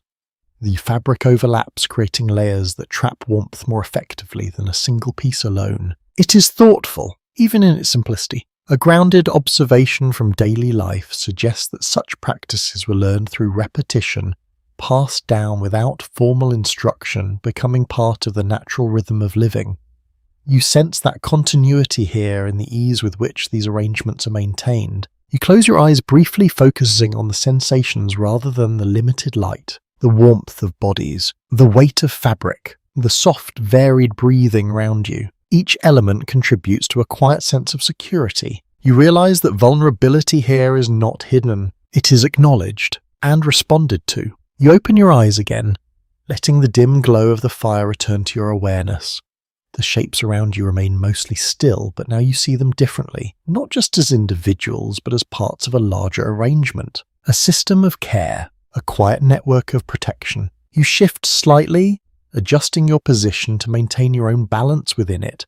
The movement is small, but it matters. You feel the warmth change, the pressure of fabric shift, the shared space adapt once again. Everything remains connected. You take another slow breath. The room feels steady. The cold remains outside, pressing against the walls, finding its way in through small gaps, but inside this arrangement holds. Not perfectly, but effectively. You begin to feel your awareness soften again, your body settling deeper into the shared warmth. And as you lie there, surrounded by quiet breathing and careful positioning, you understand something more clearly. Survival here is not only about enduring the cold, it's about caring for those who cannot endure it alone. You rest within the shared warmth, your body gradually easing into stillness when a faint shift in the room draws your attention again. It is subtle at first, almost easy to miss. A small movement near the edge of the firelight, then another. Someone is awake. You open your eyes, slightly adjusting to the dim glow, and watch as a figure rises slowly from the bedding. The movement is careful practice designed to avoid disturbing those still resting. A cloak is drawn tighter around the shoulders. Feet find the ground with quiet precision. The night, it seems, is not entirely a time for sleep. A widely recognized feature of medieval daily life is that work did not strictly follow daylight hours, especially during winter when tasks shifted indoors. You begin to understand how that reality extends into the night. Rest is important, but so is preparation for the next day. The figure moves toward a corner of the room where a few tools rest against the wall. The firelight catches them briefly, simple shapes, wood metal-worn surfaces that reflect long use. You watch as one is lifted, a small wooden tool perhaps used for shaping, mending, or preparing materials. The exact purpose is not immediately clear, but the movement suggests familiarity. The task has been done many times before. A subtle observation from historical accounts notes that winter evenings often became a time for indoor crafts such as spinning, repairing clothing, or maintaining tools. You can see that process unfolding now quietly without announcement. The person settles onto a low surface close enough to the fire to see, but not so close as to disrupt the shared warmth of those still lying down. The tool moves in steady, repetitive motions, soft, controlled, almost rhythmic. The sound joins the others in the room. A faint scrape, a gentle tap, then stillness followed by the same motions again. It does not disturb the calm. It becomes part of it. You listen, noticing how the rhythm of the work blends with the crackle of the fire and the breathing around you. It creates a layered soundscape, one that feels both active and restful at the same time. A lesser-known detail mentioned in some studies suggests that productive activity during winter nights helped maintain a sense of continuity, preventing long hours of darkness from becoming entirely idle or unsettling. You begin to understand that idea here. The quiet work carries a sense of purpose. You shift slightly, adjusting your position, and feel the warmth respond. The movement of the person working does not disrupt the balance. It is too careful for that. Everything here is done with awareness. You notice how the firelight reflects off the moving hands, creating brief highlights that appear and disappear with each motion. It draws your attention without pulling you fully awake. Your mind follows the movement for a while, then drifts, then returns again. A thoughtful reflection from social history suggests that such moments of quiet labor could blur the boundary between rest and activity, creating a more fluid experience of time. You feel that now. There is no clear separation between night and day, only a gradual shift in what is being done. You glance toward the rest of the room. Most remain still, breathing slow, bodies relaxed. The work continues alongside them, not interrupting, not demanding attention, simply existing within the same space. A small curious detail appears in some accounts, noting that Children might fall asleep to the soft sounds of spinning wheels or toolwork, the rhythm becoming as familiar as a lullaby. You consider that as you listen. The sound does have a calming quality. You let your eyes close briefly, allowing the rhythm to settle into your awareness without the need to see it. The soft repetition continues, steady, unhurried. You feel your body respond again, relaxing further, not because everything's still, but because the movement is predictable. There are no sudden changes, no sharp interruptions, only quiet continuation. You open your eyes once more, just enough to confirm the scene. The figure remains where they are, focused on the task, hands moving with quiet confidence. The fire burns steadily beside them, providing just enough light. The rest of the room holds its balance. You realize something gently. Work here is not separate from rest. It is woven into it. A grounded insight from everyday life suggests that survival required constant attention even during the night, but that attention was often expressed in subtle, sustainable ways, rather than intense bursts of activity. You can see that balance now. The work is necessary, but it is not urgent. It continues at a pace that does not disturb the fragile calm of the room. You shift your head slightly, settling deeper into your place, allowing the sound to remain in the background. It becomes part of the night, just like the fire, just like the breathing, just like the distant presence of the cold outside. Your awareness softens again, the movement of the hands, the quiet rhythm of the task, the steady glow of the hearth. All of it blends into a single continuous experience. And as you lie there watching and listening without fully engaging, you begin to understand that even in the stillness of winter night, life does not stop. It simply changes its pace. You remain settled among the others, your breathing slow and steady when a quiet thought begins to form. What happens when you need something simple, something that in your own world would barely interrupt the night? Water. The idea seems small at first, almost insignificant, but as you consider it more closely, it grows in importance. You shift slightly, your awareness turning toward the practical needs that do not disappear just because the room has grown quiet. A widely recognized reality of winter life in medieval Europe is that access to water could become difficult once temperatures drop below freezing. Wells could ice over. Buckets left outside could freeze solid. Even stored water could grow dangerously cold. You begin to understand that something as ordinary as drinking or washing becomes far more complicated. You glance toward the darker edges of the room, searching for any sign of stored water. In the dim light, you notice a small container near the wall, perhaps a wooden bucket or a simple vessel. It sits quietly, undisturbed, as if it must be used carefully and sparingly. A practical observation from historical living suggests that water brought indoors was often kept close to the hearth to prevent freezing. You imagine that now how even placement within the room could determine whether water remained usable. You shift your position slightly, considering the effort it would take to rise across the room to disturb the fragile balance of warmth and rest. The thought alone feels heavier than expected. You hesitate. The need is not urgent, so you remain where you are. A subtle detail preserved in some accounts notes that people often minimize nighttime movement during winter to conserve heat and avoid unnecessary exposure to cold air. You can feel that reasoning now, not as a rule, but as a quiet instinct. You draw your covering closer again, feeling its weight settle around you. Warmth is something you have worked to build. You do not give it up easily. Your mind drifts briefly to relief, a question you might not have considered until now. What happens if someone must leave the warmth of the room in the middle of the night? Historians continue to examine how basic sanitation needs were managed in small dwellings, with evidence suggesting that chamber pots or designated areas were sometimes used to avoid repeated trips outside. You imagine such arrangements now discreet, practical, shaped by necessity rather than comfort. You listen carefully. There is a faint movement somewhere in the room, slow, deliberate. Someone shifting, perhaps preparing to rise. The sound is quiet but noticeable in the stillness. You open your eyes slightly. A figure moves toward the edge of the bedding, careful not to disturb others. The motion is familiar now, controlled and practiced. They pause briefly, perhaps adjusting their clothing or gathering themselves, then move toward the darker side of the room. The firelight does not fully reach them. Their shape becomes less distinct. You hear a soft sound, then stillness again. No words are spoken. No attention is drawn. It's handled quietly, as if such moments are understood and accommodated without need for explanation. A lesser-known detail from domestic history suggests that privacy in such situations was often limited, yet managed through shared understanding and discretion rather than physical separation. You can feel that balance here. The act is acknowledged without being observed.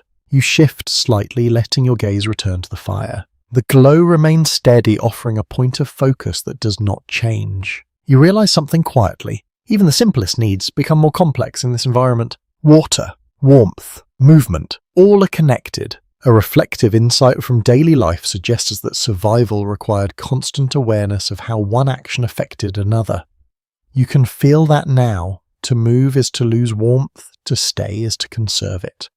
To act is to disturb the balance, to remain still is to preserve it. You take a slow breath, letting it out gently. The air feels cooler near your face, then warmer as it settles. You become aware again of how carefully everything is managed. Nothing is wasted. Not effort, not heat, not even movement. A small curious observation from some accounts notes that people often plan their evening activities to minimize the need for nighttime disruption, adjusting habits to fit the constraints of the season. You imagine how such planning would become second nature over time. You shift your head slightly, settling deeper into your place. The room remains calm. The brief movement has passed. The balance has returned. You feel your body relax again, the earlier awareness fading into the background. The need for water, for movement, for action all recede. Not gone, but postponed. You understand now that the night is not a time for convenience. It's a time for conservation. You remain still, your body held within layers of fabric and shared warmth,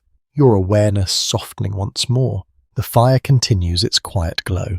The air remains thick and steady. The house holds its fragile equilibrium. And as you lie there, choosing stillness over movement, you begin to understand that even the simplest decisions carry weight here. Because every action changes the balance, and every balance must be carefully maintained. You remain still, your body settled into the shared warmth when your awareness shifts once more. This time it is not a sound or a sensation of air, but something more subtle, the feeling of the body itself. A faint heaviness, a slight tightness in your chest as you take a deeper breath. Nothing alarming, nothing sharp, but noticeable enough to draw your attention inward. You inhale slowly, then exhale, and you begin to sense how the air in this room affects you over time.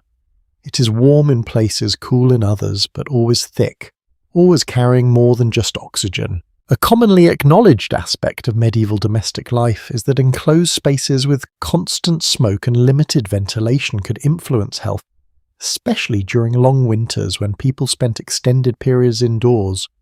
You begin to understand that not as an abstract concern, but as a quiet physical experience. You shift slightly, adjusting your position, and feel the layers of fabric move with you. The warmth remains, but the air itself feels unchanged. It surrounds you steady and unmoving. A subtle detail noted in some historical observations is that illness often spread more easily in such close quarters, particularly when people were gathered together for warmth.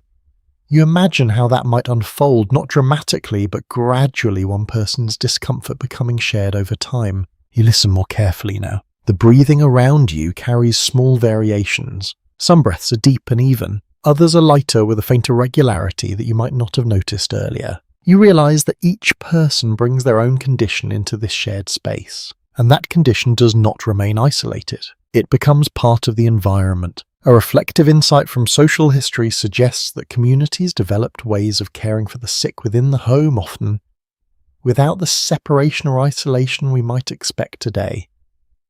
You can sense how that would be necessary here. There is no extra room, no separate space. Care happens where life happens. You shift your hand slightly, feeling the fabric beneath your fingers, and notice how the warmth of your own body has increased since you first lay down. It is not dramatic, but it is steady. Your body is working, maintaining its balance. You take another slow breath. The air feels slightly dry. The smoke lingers faintly in your throat. It's not overwhelming, but it is constant. A lesser-known observation from historical records suggests that people often adapted to such conditions over time. their bodies becoming accustomed to the air quality in ways that are difficult for us to fully imagine. You begin to feel that adaptation starting even within this short time. The initial awareness fades. The sensation becomes part of the background. You close your eyes, briefly focusing on your breathing. In, out. The rhythm is steady. Around you, others breathe in their own patterns, creating a quiet layered sound that fills the room. You realize something gently. Health here is not a fixed state. It is something that shifts, something that responds to the environment, to the air, to the closeness of others. A grounded observation from daily living suggests that resilience was not just physical, but also communal, with people relying on shared knowledge and support to manage illness when it arose. You can feel that potential here in the way the room is arranged, in the way people remain close. You open your eyes again, letting the dim firelight return. The scene has not changed. The fire continues its steady glow. The bodies around you remain still. The air remains thick and warm, and yet your awareness of it has deepened.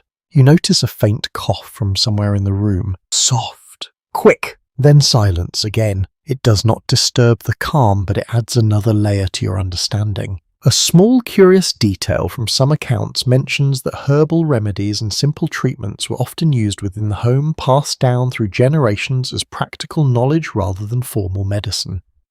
You imagine how such remedies might be kept nearby, ready to be used when needed. You shift slightly, adjusting your position once more, and feel the warmth respond. Your body settles again. The heaviness in your chest fades. Your breathing becomes easier, not because the air has changed, but because you have adjusted to it. You begin to understand that living in this environment requires a kind of quiet acceptance. Not every discomfort can be removed. Not every condition can be improved immediately. Some things must simply be endured. You take another slow breath, letting it out gently. The room remains steady. The fire continues. The night holds. And as you lie there, aware of your own body, of the air, you breathe of the presence of others around you. You begin to realize that health here is not about perfection. It is about balance. A balance that shifts with every breath, every movement, every change in the environment. And for now that balance holds, you lie quietly, your breathing steady, your body slowly settling deeper into the rhythm of the room when your awareness shifts again. This time it is not drawn by physical sensation, but by something more subtle, a feeling, not entirely your own. It lingers in the silence between sounds, in the spaces where the firelight fades and the shadows deepen. The night here carries more than cold and darkness. It carries meaning. You open your eyes slightly, letting the dim glow of the hearth return, and notice how the shapes in the room seem to shift at the edges of your vision. Not truly moving, but uncertain enough to invite imagination. A commonly understood element of medieval life is that belief system, including superstition and religious interpretation, played a significant role in how people understood the world around them, especially during long winter nights. You begin to feel how that might influence perception here. The darkness is not empty. It is filled with possibility. You listen. The room remains quiet. The fire continues its soft crackle. The breathing around you forms a steady pattern, and yet there is a sense that the night extends beyond what you can see or hear. A lesser-known detail from cultural history suggests that stories of spirits unseen, forces or protective presences were often shared during winter months, shaping how people interpreted the sounds and movements of the night. You imagine those stories now, how they might linger in the mind even when not spoken aloud. You glance toward the far corner of the room. It is darker there, beyond the reach of the firelight. The shapes are less defined, blending into one another. For a brief moment, your mind tries to form them into something familiar, something recognizable. Then it releases the effort. They are only shadows, and yet the feeling remains. Scholars still debate whether such beliefs provided comfort or added to anxiety, or perhaps both at once depending on the situation. Lying here, you can sense how either could be true. The unknown can be unsettling, but it can also give shape to the darkness, making it feel less empty. You shift slightly, pulling the covering closer around you, and feel the warmth respond. The familiar sensations ground you again, the fabric, the straw, the presence of others. You are not alone. That matters. A thoughtful observation from social life suggests that shared spaces could reduce fear of the unknown, as the presence of others created a sense of protection even when explanations were uncertain. You feel that now, the quiet breathing around you anchors the moment. You close your eyes briefly. Without sight, the room becomes a collection of sounds and sensations. The fire, the breathing, the faint movement of air. The imagined shapes fade, replaced by what is real. You open your eyes again. The shadows remain, but they no longer hold the same weight. You understand something gently. The night here is not just physical. Physical. It is shaped by the mind as well. A small intriguing detail from historical folklore mentions that certain sounds like the creaking of wood or the shifting of thatch were sometimes interpreted as signs or messages, especially during the quietest hours. You listen more carefully now, noticing how the house itself makes small sounds as it settles. A faint creak, a soft shift, nothing unusual, and yet without context they could be something else. You take a slow breath, letting it out gently. Your body remains calm. Your awareness has expanded, but not in a way that disturbs your rest. Instead, it adds another layer to your understanding of the night. You begin to see how belief and environment intertwine. The darkness invites interpretation. The sounds invite meaning, but the shared space provides reassurance. A grounded insight from daily life suggests that people developed ways of balancing these elements, allowing belief to coexist with practical awareness. You can feel that balance here. The room remains stable, grounded in routine, even as the mind explores what lies beyond it. You shift your head slightly, settling deeper into your place. The fire continues its steady glow. The shadows remain where they are. The breathing around you continues soft and rhythmic. Nothing changes, and yet your perception of it has. You feel less uncertain now, more settled. The night no longer feels filled with unknown possibilities, but with quiet continuity. You take another slow breath. The air remains warm and thick. The house holds, and as you lie there aware of both the physical and the imagined aspects of the night, you begin to understand that survival here is not only about managing the cold or the hunger, it is also about managing the mind, allowing it to wander but not to take hold, finding calm within the uncertainty, and slowly, gently letting that calm guide you back toward rest. You lie in that soft balance between wakefulness and rest when a small shift near the hearth draws your attention once more.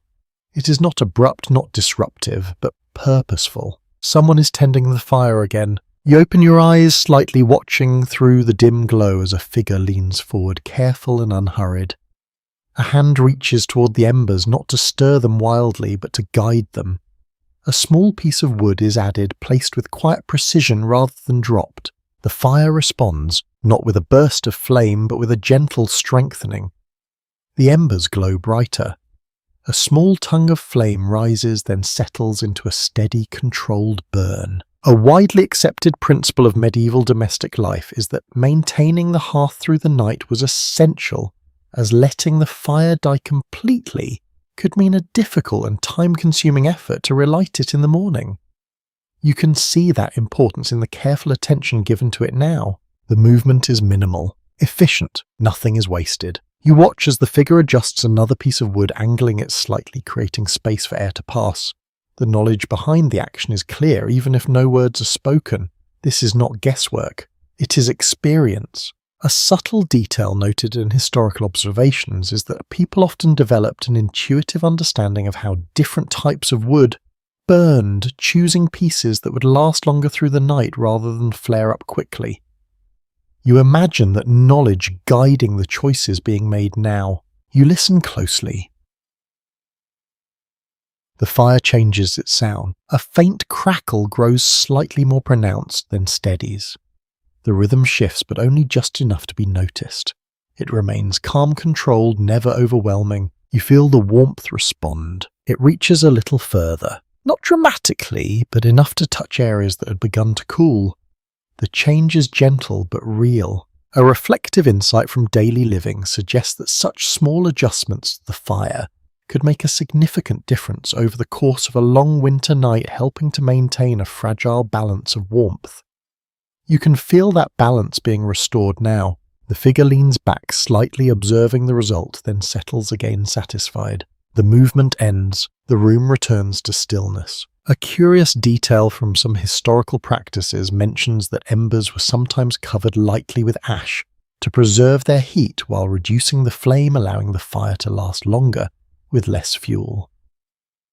You look at the hearth, imagining how such techniques might be used here, even if you cannot see every detail clearly. You realize something quietly. The fire is never left unattended for long. Even in the deepest part of the night, someone remains aware of it, ready to respond when needed. You shift slightly, feeling the renewed warmth settle around you. It is subtle, but it reaches you. Your hands feel a little less cool. The air carries a slightly stronger sense of heat. Your body responds, relaxing further. A thoughtful observation from social history suggests that responsibilities within the household were often shared in ways that ensured essential tasks were maintained without exhausting any single individual. You can sense that pattern here.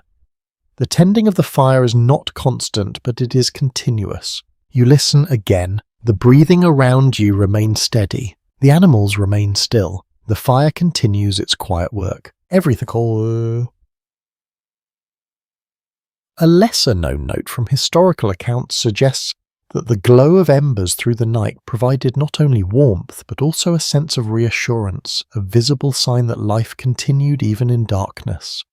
You begin to understand that feeling now. The fire anchors the space. You glance toward it once more.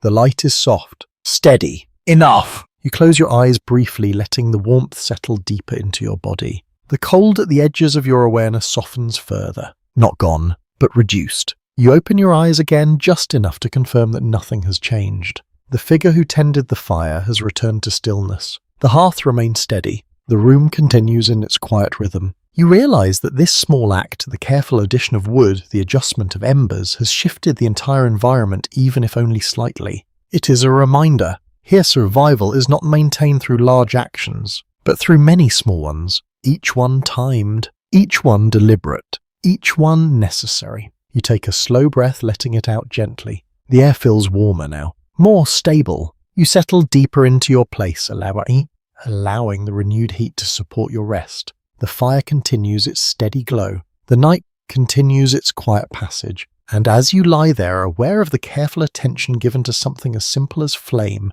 you begin to understand that even in sleep, the work of survival never fully stops. It only becomes quieter. You remain settled within the shared warmth, your breathing slow, your awareness softened, when a different sensation begins to rise. It is not the air this time, not the sound of the fire or the quiet movement of others. It is the weight above you. You notice it gradually. At first, it feels like comfort. The coverings press gently over your body, holding warmth, close, preventing it from slipping away into the colder air. But the longer you lie there, the more you become aware of their presence. They are heavy, not crushing, but a constant. You shift slightly beneath them, and the layers respond slowly as if reluctant to move. The fabric drapes with a firmness that does not easily adjust to small changes. A widely accepted feature of medieval bedding is that blankets and coverings, often made from wool or other thick materials, were valued for their ability to retain heat even if they were coarse and weighty. You feel that clearly now. The warmth they provide comes with a certain pressure. You draw a slow breath. The coverings rise and fall with your chest, but not freely. There is resistance, a gentle reminder that rest here is not without effort. A subtle detail noted in some historical accounts is that heavier blankets could help trap body heat more effectively, especially when shared among several people, creating a layered insulation that worked with the body rather than against the cold. You can feel that principle at work. The weight holds warmth in place. You shift your arms slightly beneath the fabric. It moves, but slowly. You find a position where it rests more comfortably, then remains still, allowing the layers to settle again. A reflective insight from daily life suggests that comfort in such environments often required stillness, as excessive movement could disrupt both warmth and positioning. You begin to understand that now. Movement is possible, but it comes with a cost. You choose stillness. The weight becomes more noticeable when you focus on it. It presses gently along your shoulders, your chest, your legs. not uncomfortable but present in a way that cannot be ignored. You consider how this might feel over many nights. Would it fade into the background like the smoke, like the sounds of the room, or would it remain a quiet part of the experience, always there, always shaping how you rest? A lesser-known observation from historical study suggests that people adapted to the sensation of heavy coverings over time, their bodies learning to relax beneath the weight rather than resist it. You begin to feel that adaptation starting. You take another slow breath. The pressure remains, but your response to it changes. You stop resisting it. You allow it. The warmth held beneath the layers becomes more noticeable as you do.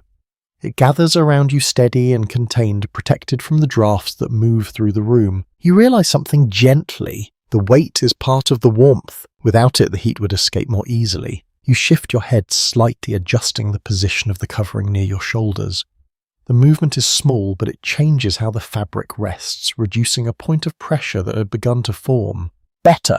You settle again. The room remains quiet. The fire continues its steady glow. The breathing around you forms its soft, familiar rhythm. A small, curious detail from some accounts mentions that people sometimes layered multiple coverings, not only for warmth, but also for a sense of security, the weight, creating a feeling of enclosure that helped with rest.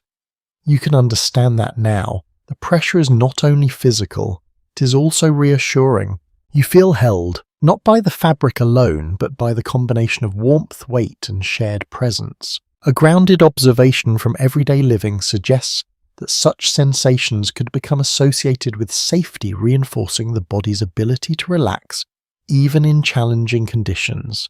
You sense that effect now. The weight no longer feels like a burden. It feels like protection. You close your eyes briefly, letting the sensation settle fully. The heaviness, the warmth beneath it, the stillness of your body. Everything aligns. You open your eyes again just enough to take in the dim light of the fire. Nothing has changed. The coverings remain in place. The room holds its quiet balance. You understand now that rest here is not about lightness or softness. It is about containment, keeping warmth close, keeping movement minimal, keeping everything steady. You take another slow breath, letting it out gently. The coverings rise and fall with you, then settle again. You no longer notice the weight in the same way.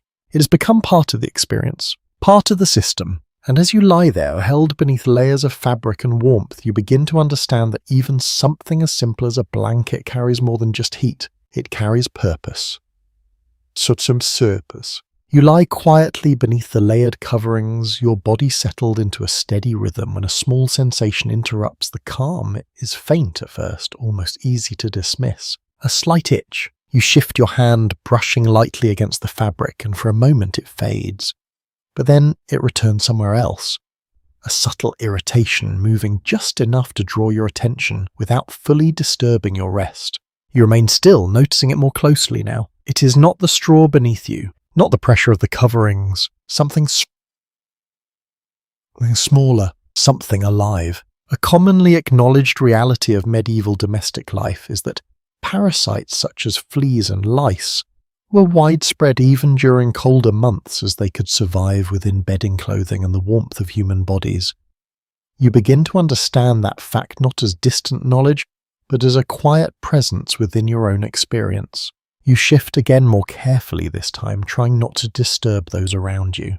The itch fades, then returns faint but persistent. A subtle detail recorded in some historical accounts is that straw bedding, while practical, could harbour insects unless regularly replaced or treated, which was not always feasible during winter. You imagine how such conditions would allow these small creatures to remain active even in the cold. You take a slow breath, letting it out gently. The sensation is manageable, unpleasant but not overwhelming.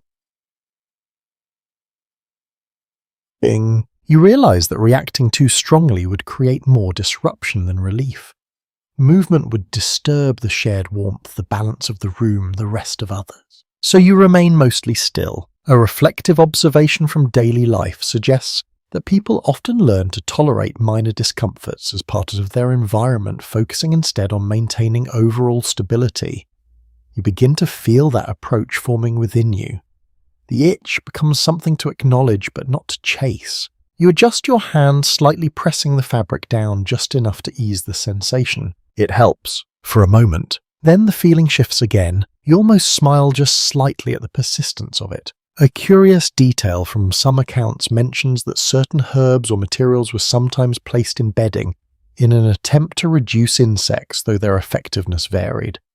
You wonder if any such measures are present here, hidden within the layers of straw and cloth. If they are, they're subtle. The room remains otherwise calm. The fire continues its steady glow. The breathing around you remains soft and even. The animals are still. Only this small, almost invisible presence interrupts the stillness. You realize something gently. Discomfort here is not always large or dramatic. Sometimes it is small, persistent, unavoidable. A thoughtful insight from social history suggests that resilience in such environments often involved accepting these minor irritations as part of daily life, rather than attempting to eliminate them entirely. You feel that acceptance growing within you. The itch comes again. You shift just enough to respond, then settle. You do not chase it. You let it pass. Your body begins to adapt, placing the sensation further into the background, just as it has done with the smoke, the drafts, the weight of the coverings. Everything becomes part of a larger whole. You close your eyes briefly, the sensation fades, or perhaps your awareness of it softens. Either way, it no longer dominates your attention. A grounded observation from everyday living suggests that over time, the body learns to prioritize certain sensations over others, allowing rest to continue even in less than ideal conditions. You can feel that process unfolding within you now. You take another slow breath. The room remains steady. The warmth holds. The quiet continues. You open your eyes again just enough to confirm that nothing else has changed. The fire glows softly. The shadows remain still. The shared space continues in its careful balance. You shift your hand one last time, smoothing the fabric, then let it rest. The itch does not disappear completely, but it becomes manageable, part of the background. You understand now that comfort here is not about perfection. It is about adaptation, about learning which sensations require response and which can be allowed to pass. You settle deeper into your place, letting your body relax once more. The coverings hold their weight. The warmth remains. The quiet persists. And as you lie there aware of even the smallest details of your environment, you begin to understand that survival here includes not only the large challenges of cold and hunger, but also the small, constant presence of things that cannot be fully controlled. And still the night continues, steady, unbroken. You lie there with your eyes half closed, your body settled beneath layers of fabric and shared warmth when something begins to shift again. Not in the room, not in the air. Within you. Your thoughts loosen their steady grip on the present. The sounds around you, once clear and distinct, begin to soften. The crackle of the fire stretches into a slower rhythm. The breathing of those nearby becomes more distant, less defined. Sleep approaches, but it does not arrive all at once. A commonly recognized insight from historical sleep patterns suggests that pre-modern rest was often lighter and more fragmented than what many experience today, influenced by environmental conditions and natural rhythms. You begin to feel that now. This is not a sudden descent into deep sleep, but a gradual drifting. Your body relaxes further. Your muscles release their tension one small area at a time. Your shoulders sink slightly, your hands grow still. Even your breathing changes, becoming slower, more even, as if guided by something beyond conscious control. You close your eyes fully. Darkness surrounds you deeper than before, no longer shaped by firelight, but by the absence of sight itself. And yet you are still aware. The warmth remains. The weight of the coverings rests gently over you. The faint presence of others surround you. All of it blends into a soft, continuous sensation. A subtle detail noted in studies of historical living conditions is that people often experienced a kind of half-sleep, a state where the body rests while the mind remains partially aware of the environment. You sense that state forming now. You're not fully asleep, but no longer fully awake. Images begin to appear, not sharp or detailed, but fleeting. A memory of the path outside, the shape of the house as you approached, the glow of the fire when you first entered. They drift in and out, not held for long. A reflective observation from historical sleep research. suggests that dreams in such environments could be influenced strongly by immediate surroundings, blending reality with our imagination in subtle ways. You can feel that blending now. The boundary between what you have seen and what you imagine begins to soften. You shift slightly, not enough to fully wake, just enough to adjust your position. The straw beneath you responds with a faint rustle. The coverings settle again. The warmth remains. Your body continues to relax. A curious detail from some historical accounts mentions that people sometimes woke briefly during the night, then returned to sleep again, a pattern that differed from the uninterrupted rest often expected today. You sense how that might happen. The mind does not fully let go. It drifts, then returns, then drifts again. Your breathing deepens. In, out. The rhythm becomes steady. Steady, almost automatic. You feel the warmth of the shared space more strongly now, not as a separate sensation but as part of your overall state. It holds you, supports you, keeps the cold at a distance just enough. The sounds of the room fade further. The fire becomes a distant presence. The breathing of others merges into a single soft pattern. You are drifting. A grounded insight from daily life suggests that sleep in such conditions was shaped by necessity, with the body learning to rest within imperfect environments rather than waiting for ideal ones. You can feel that adaptation fully now. Your awareness narrows, the details of the room slip away. Only the most immediate sensations remain: warmth, weight, stillness. You sink deeper. The small discomforts that once stood out, the uneven straw, the faint itch, the subtle drafts, all fade into the background. They no longer demand attention. Your body has accepted them. Your mind has released them. You are no longer observing the environment. You are resting within it. A quiet, almost unnoticed detail from historical observation suggests that the absence of strong artificial light may have allowed the body to enter sleep more naturally, guided by the rhythms of darkness and warmth. You feel that guidance now. There is nothing to resist it. You let go, not completely, but enough. The night continues around you, steady and unchanging. The fire glows softly. The room remains still, and you drift, suspended between awareness and sleep, carried gently by the conditions that surround you. Not perfect. Perfect. Not entirely comfortable, but sufficient. And as you settle deeper into this state, you begin to understand that rest here is not about escaping the world. It is about becoming part of it. You drift for a while in that soft half-sleep where time feels stretched and quiet until something gently draws you back again. Not a sharp sound and not a sudden movement, just a subtle change. Your eyes open slowly, not fully, just enough to notice that something feels different. The room has not changed in any obvious way. The fire still glows. The bodies around you remain still. The air is the same. And yet you are awake. For a moment. A well-supported observation from studies of pre-modern sleep suggests that it was common for people to wake briefly during the night, sometimes for minutes, sometimes longer, before returning to rest. You find yourself within that pattern now, suspended between sleep and wakefulness. You do not move immediately. Instead, you listen. The room is quieter than before, not silent but deeper in its stillness. The sounds that remain feel softer, more distant. The fire has settled into embers, its crackle reduced to an occasional faint shift. The breathing around you is slower, more uniform. You notice your own breathing. It has changed. Slower, deeper. You feel your chest rise and fall beneath the weight of the coverings, the motion steady and calm. A subtle detail from historical accounts suggests that these periods of waking could be used for quiet reflection, prayer, or simple awareness rather than immediate return to sleep. You begin to understand how that might feel. There is no urgency to move, no need to act. You are simply present. You shift your gaze slightly, letting your eyes adjust to the dimness once more. The firelight is weaker now, casting a softer glow that barely reaches the edges of the room. Shadows have deepened, blending into one another.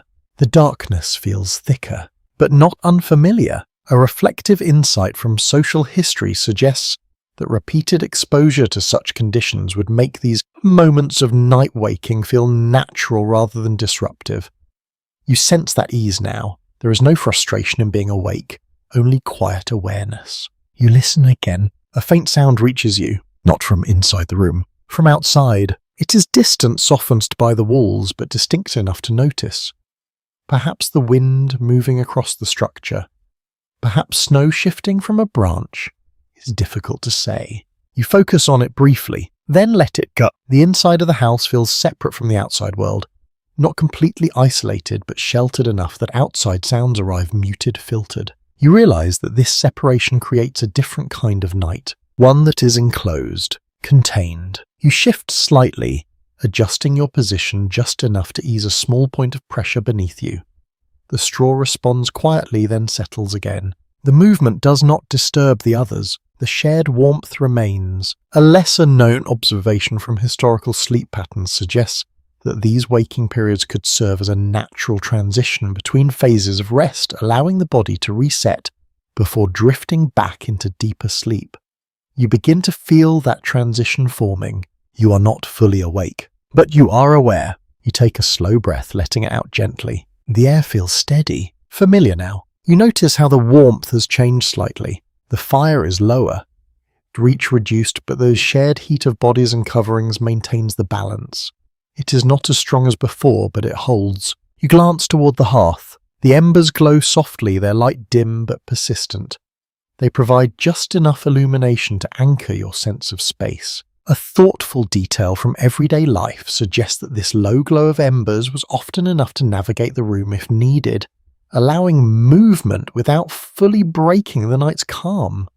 You consider that, imagining how even in this reduced light people could find their way. You remain still. There is no need to move. You feel your body begin to settle again, the brief wakefulness fading as your awareness softens. The sounds around you remain steady. The breathing, the faint presence of the fire, the distant suggestion of the outside world. All of it forms a quiet, continuous backdrop. You close your eyes again. The darkness returns deeper this time, not as something to observe, but as something to rest within. Your thoughts slow.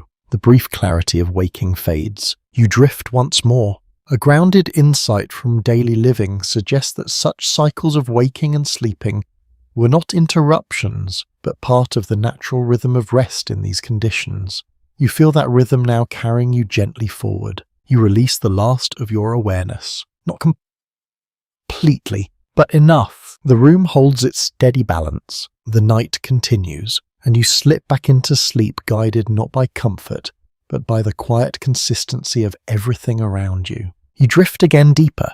This time, your body settling into a quieter, heavier rest when a faint sound reaches you from beyond the walls. It does not wake you fully at first.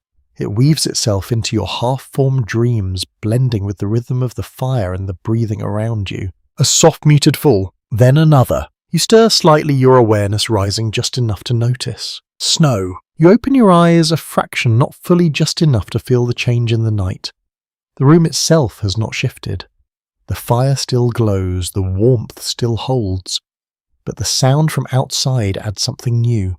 A gentle, almost constant hush. A broadly accepted understanding of winter conditions in medieval Europe is that snowfall could significantly alter not only the landscape but also the soundscape, dampening noise and creating a quieter, more insulated world. You begin to sense that effect now, even from within the house. The snow falls beyond the roof, settling on branches, on the ground, on the thatch above you. Each small impact is softened, absorbed, turned into something barely audible. You listen. The sound is irregular but continuous, a faint patter that never quite forms a pattern yet never disappears entirely. A lesser-known observation from environmental history suggests that people living closely with nature often developed an acute awareness of such subtle changes, using them to interpret weather conditions even while indoors. You feel that awareness forming within you now. The night feels deeper, more enclosed. You realize that the snow does more than fall. It insulates. It thickens the silence. You take a slow breath, letting the air settle in your chest. The room feels slightly more still than before, as if the outside world has been wrapped in a soft layer that reduces its presence. Even the faint sounds that reached you earlier seem more distant now. A curious detail sometimes noted in historical accounts is that heavy snowfall could create a sense of isolation, cutting off travel and communication for days at a time. You imagine that now how the world beyond these walls might be slowly disappearing beneath layers of white. You shift slightly, feeling the warmth respond around you. Inside remains unchanged. The fire continues. The bodies around you remain still. The animals breathe softly, and yet the awareness of the outside has shifted. You know it is colder now, not because you feel it directly, but because you hear it. The snow speaks quietly of the conditions beyond the walls. Scholars still discuss how closely medieval people monitored environmental cues, relying on sound, sight, and experience to anticipate changes in weather and plan accordingly. You can understand that reliance now, even in rest awareness, continues. You listen again, a slightly heavier sound this time. A small clump of snow slipping from a branch, falling with a soft thud that barely reaches you through the structure of the house. It draws your attention for a moment, then fades. The rhythm returns, gentle, continuous. You close your eyes again, letting the sound settle into the background. It becomes part of the night, just like the fire, just like the breathing. A reflective insight from daily life suggests that such sounds could influence the mood of the household, creating a sense of calm or at times a quiet tension depending on the conditions. You feel a calmness now. The steady fall of snow carries a softness that contrasts with the harshness you know it represents. You shift your head slightly, settling deeper into the bedding. The coverings hold their warmth. The shared heat remains. The room continues its fragile balance. Outside, the snow continues to fall. Inside, you remain protected. A small, almost unnoticed detail from some accounts mentions that the sound of snow could become familiar over time, a subtle marker of the season that shaped both daily routines and nighttime awareness. You begin to feel that familiarity taking root. The sound no longer feels new, it feels expected. You take another slow breath. The air remains thick and warm. The fire glows softly. The night deepens. And as you lie there listening to the quiet fall of snow beyond the walls, you begin to understand that even without seeing the outside world, you are still connected to it.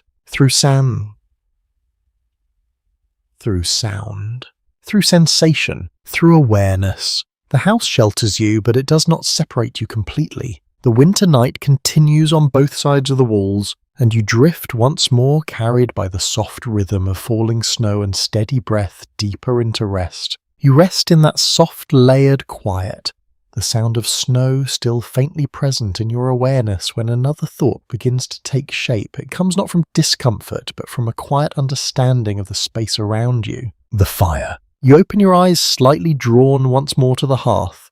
Its glow is lower now, reduced to a steady bed of embers with only occasional flickers of flame.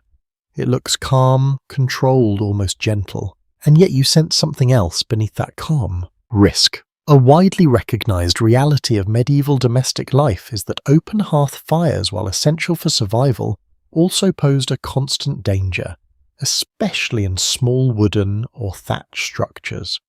You can see how that risk exists here even in this quiet moment. The fire is contained but not enclosed. There is no barrier separating it from the rest of the room. Only space, only attention. You watch the embers closely. They glow with a steady intensity, holding heat that is not immediately visible in flame.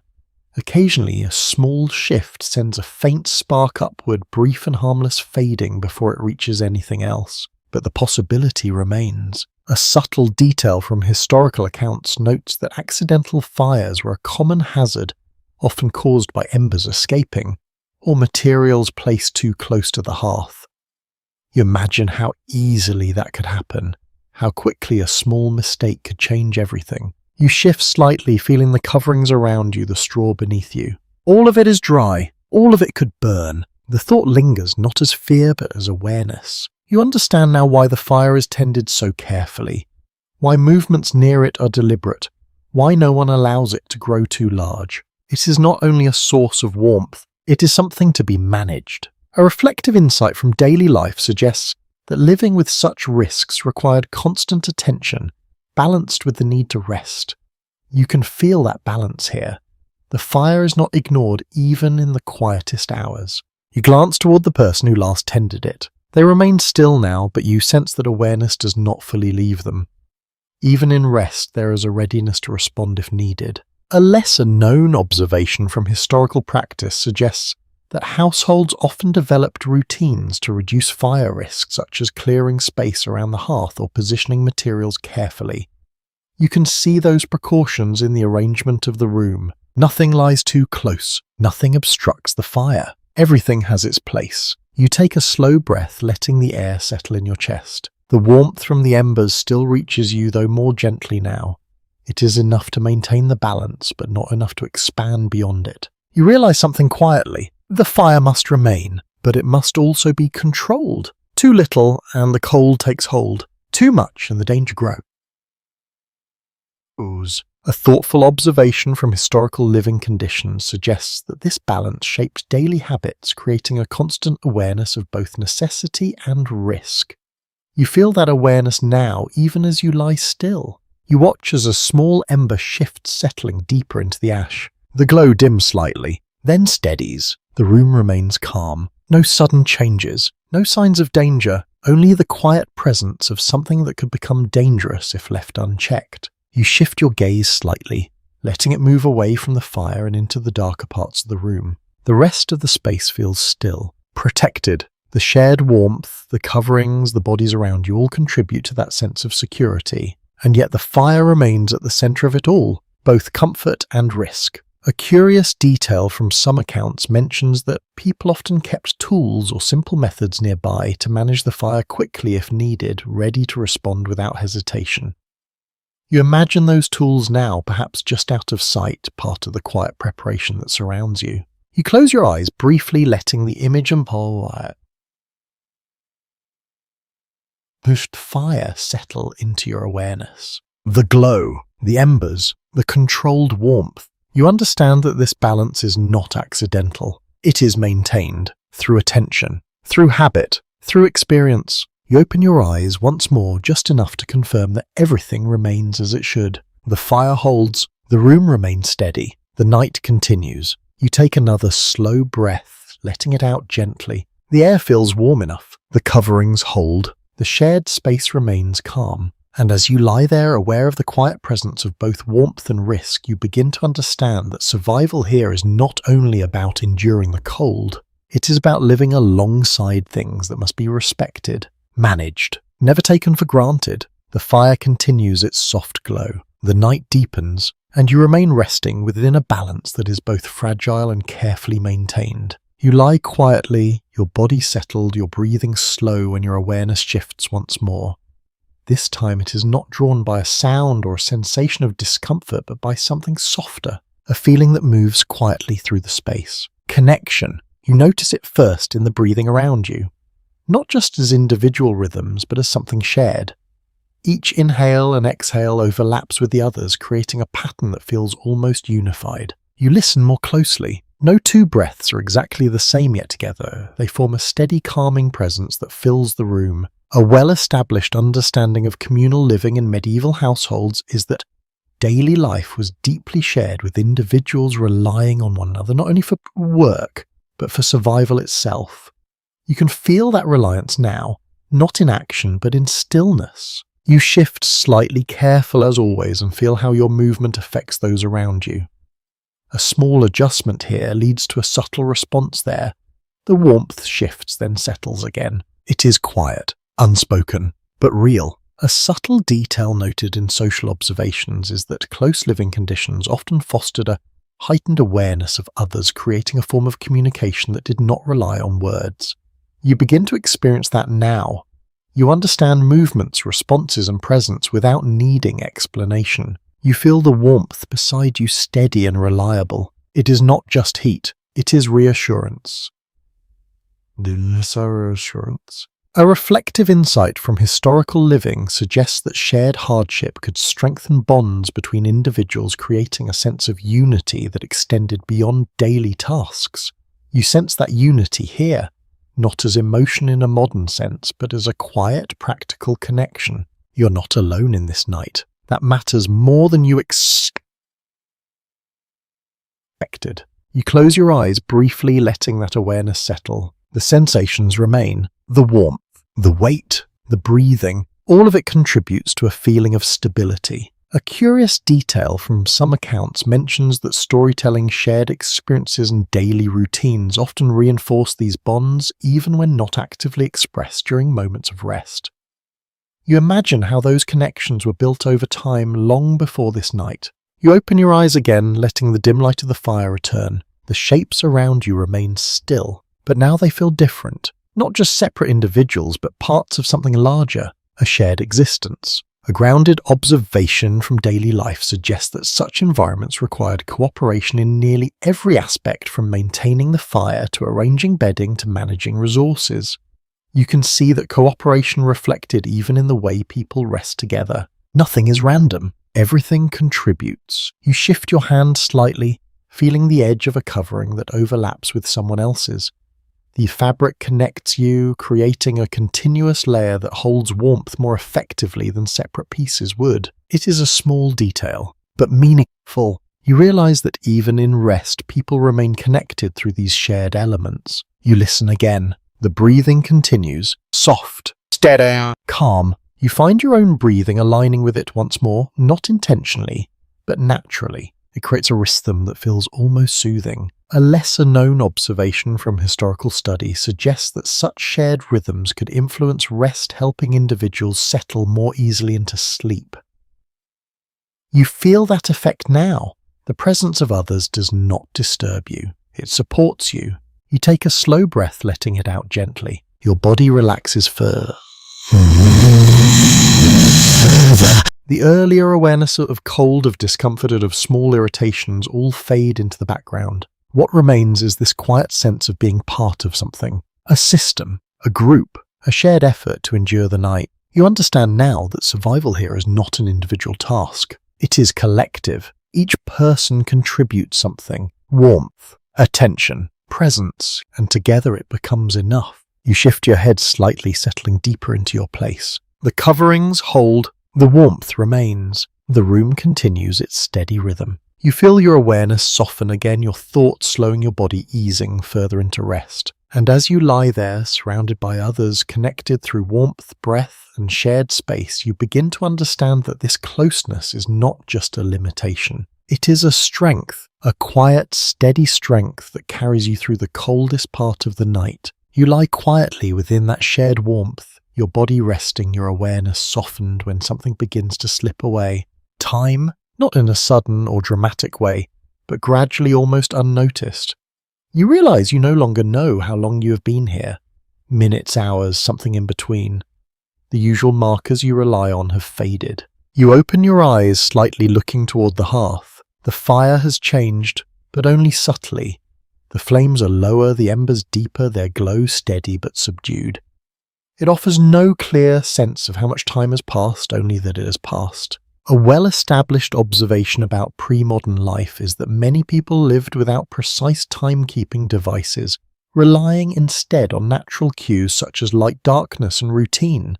You feel that absence now. There is no clock, no measured interval, no clear division between one moment and the next. Only the flow of the night. You listen. The room remains steady. The breathing of those around you continues slow and even.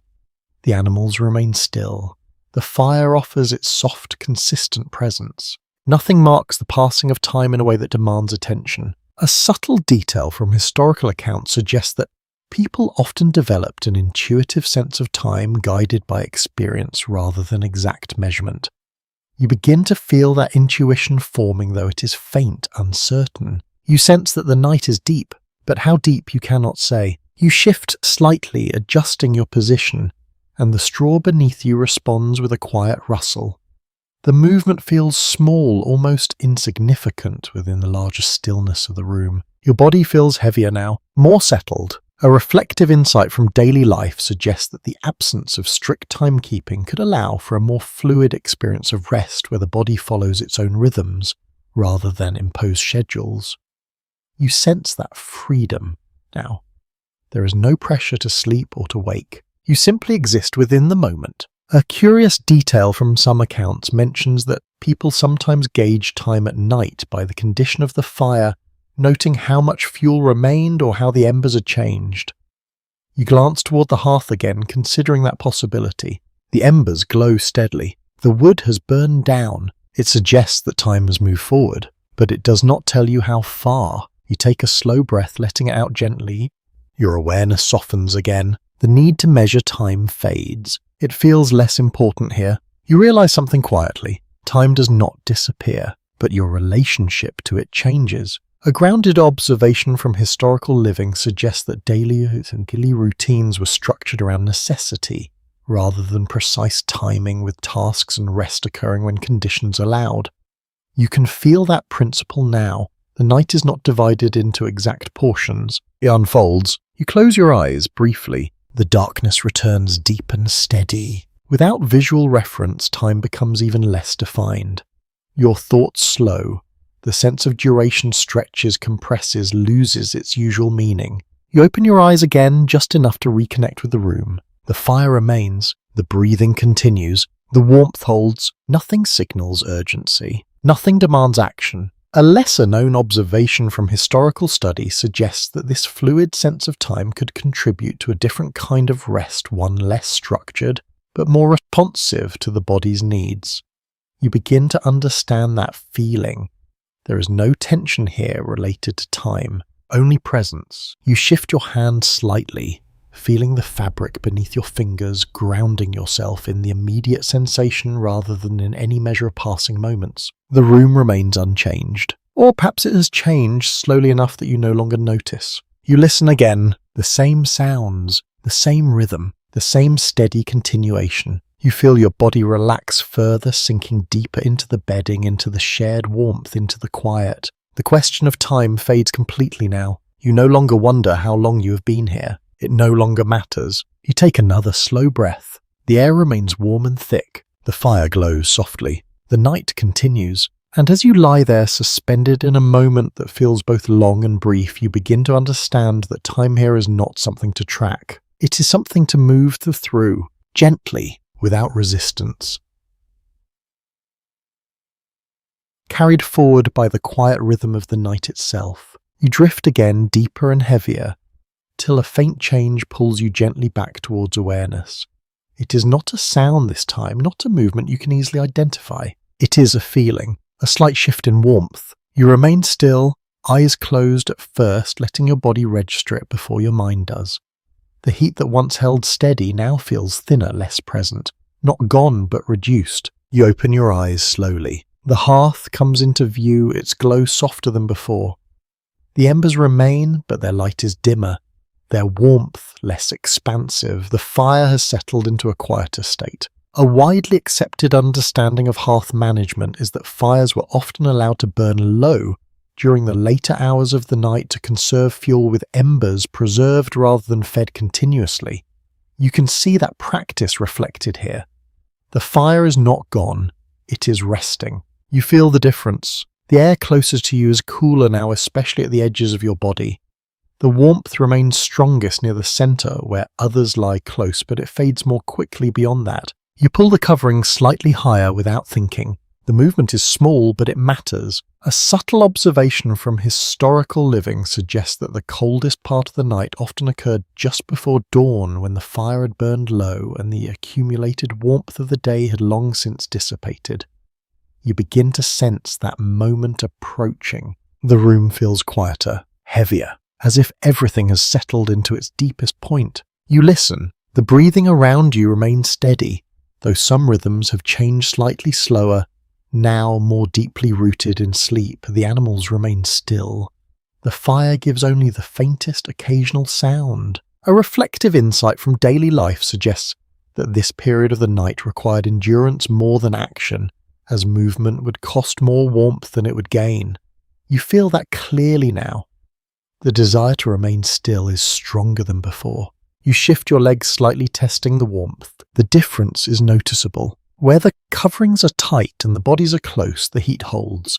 Where there is space, the cold begins to reach in more easily. You adjust again, closing small gaps, drawing the fabric closer, aligning your body more carefully with those around you. A lesser-known detail from historical accounts suggests that people became highly skilled at managing these late-night conditions, making small adjustments to maintain warmth without fully waking. You're doing that now, almost without thinking. The cold is not sudden, it is gradual. It seeps in quiet and persistent. You feel it along your back where the coverings are thinner, where the shared warmth does not reach as strongly. You turn slightly, bringing that part of your body closer to the center. Better. You settle again. The warmth returns, not fully but enough. You realize something gently. The house does not eliminate the cold. It delays it. It softens it. But eventually it reaches you again. A thoughtful observation from historical living conditions suggests that survival during winter nights depended on anticipating these shifts adjusting before discomfort became too strong. You can feel that anticipation forming within you. You no longer wait for the cold to fully arrive. You respond to its earlier signs. You take a slow breath. The air feels cooler now, though still carrying that familiar thickness. The fire glows faintly. The room holds its quiet balance. A small curious detail from some accounts mentions that people sometimes woke briefly during this colder period, not fully conscious of why, but responding to the change in temperature. You understand that now. Your awareness has risen just enough to notice, but not enough to fully wake. You remain suspended in that soft state between sleep and awareness. You do not move more than necessary. You do not disturb the balance. You conserve. You endure. A grounded insight from daily life suggests that this part of the night was often the most challenging, not because of dramatic conditions, but because of the slow, steady loss of warmth. You feel that challenge now, quiet but real. You adjust your covering once more, then settle completely. The warmth stabilizes again. Not strong, but sufficient. You close your eyes. The darkness returns. Your awareness begins to soften once more. The cold remains at the edges, but it no longer demands attention. You have responded. You have adapted. And now you rest again. The fire continues its faint glow. The room remains still. The night moves slowly toward its next change. And you lie there held between warmth and cold, understanding that even as the night deepens, the balance continues. Fragile, but enough. You drift again, your awareness sinking into a quieter, heavier rest. A faint shift begins to ripple through the room. It is subtle at first, almost indistinguishable from the many small movements you have already learned to ignore. But then it grows slightly clearer. A change in breathing. A quiet stir. You open your eyes slowly, not fully awake, but aware enough to notice that something has begun to shift. The night is still present, deep and quiet, yet there is a different quality to it now. A sense that stillness is beginning to loosen. A widely accepted observation about daily life in pre-modern households is the waking did not always happen suddenly or all at once, but rather in stages as individuals gradually return to awareness. You can feel that process beginning here. Someone nearby shifts more noticeably than before. The movement is careful but not as restrained as during the deeper hours of the night. A hand adjusts a covering. A body turns. The straw beneath them responds with a soft, dry sound. Then stillness again, followed by another small movement elsewhere. You listen. The breathing patterns have changed. Some remain deep and steady, but others grow lighter, less regular, signaling a gradual return to wakefulness. A subtle detail from historical accounts suggests that people often woke in response to natural cues rather than fixed schedules, such as changes in light temperature or internal rhythm. You begin to sense those cues now, even if they are faint. The fire remains low, its embers glowing softly, but there is a slight shift in the air. Not warmer, not colder, but different. You cannot fully explain it, only feel it. You shift your head slightly, your body still level with rest, and notice that the darkness has softened just a little. It is not yet light, but the edges of the room feel less absolute. A reflective insight from daily life suggests that the transition from night to morning often began long before visible light appeared, with subtle changes in environment signaling the approach of a new day. You are experiencing that transition now. A quiet sound reaches you, not from inside the room, from outside, faint, distant, perhaps the earliest movement of the world beyond the walls. Bird tentative and uncertain, testing the edge of dawn. You listen more closely. It comes again. Soft, Brief, then silence. A curious detail from environmental observation notes that birds often begin to stir before full light, responding to gradual changes in the sky that are not yet visible from the ground. You begin to understand how that might serve as a signal. The night is ending. Slowly, you feel your body respond, not fully waking but shifting toward it. Your breathing changes. Your muscles begin to regain a slight tension, a readiness that was absent during deeper rest. You shift to your arms slightly, then settle again. The movement feels easier now, less effort. The coverings remain warm, though the heat has lessened compared to earlier in the night. The shared warmth still holds, but it feels concentrated. A grounded observation from historical living suggests that the approach of morning often brought a natural end to rest as the body responded to both internal rhythms and external cues. You can feel that alignment beginning. You open your eyes again, this time a little wider. The room remains dim, but not as deeply dark as before. Shapes are easier to distinguish. The outlines of walls, the forms of those around you all appear slightly clearer. You notice more movement now. Small, unhurried. A person shifts onto their side. Another adjusts their position, drawing a covering closer, then letting it settle. No one speaks. The transition remains quiet. A lesser-known observation from historical study suggests that early morning moments were often marked by a gradual return to activity rather than a sudden start. You see that reflected here. The room does not wake all at once. It stirs. You take a slow breath, letting it out gently. The air feels cooler than before, but also fresher in a subtle way. The long stillness of the night is beginning to change. You realize something quietly. This moment is not yet day, but it is no longer deep night. It is something in between. A threshold. You shift slightly, preparing without fully committing to movement.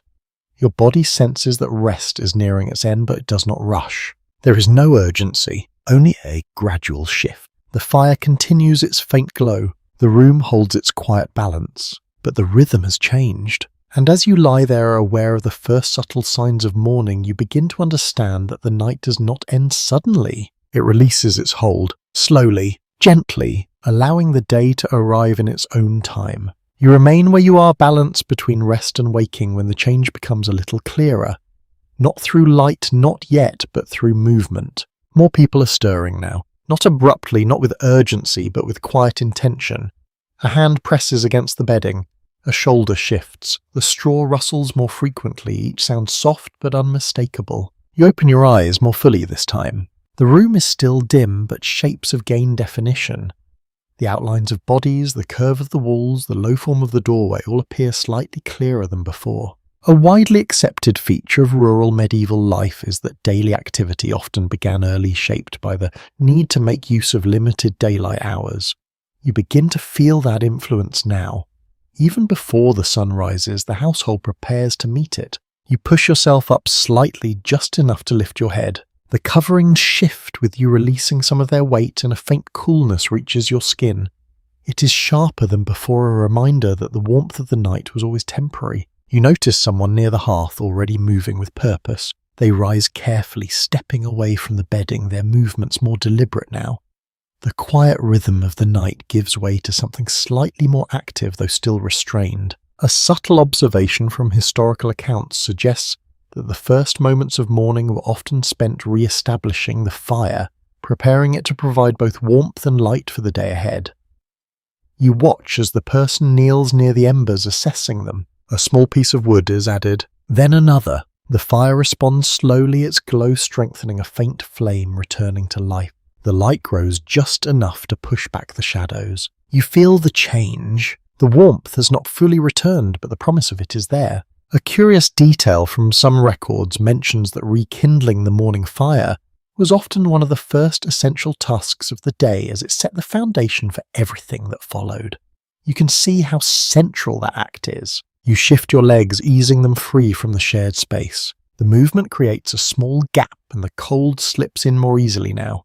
You feel it immediately sharper than during the night. You understand why movement was limited before. Warmth is lost quickly once you break the arrangement. You pull the covering back slightly, preparing to rise further. The fabric resists, then releases. You sit up more fully. The room feels different from this position. More open, less enclosed. A reflective insight from daily life suggests that the transition from rest to activity often required a gradual adjustment as the body moved from conserving warmth to engaging with the environment again.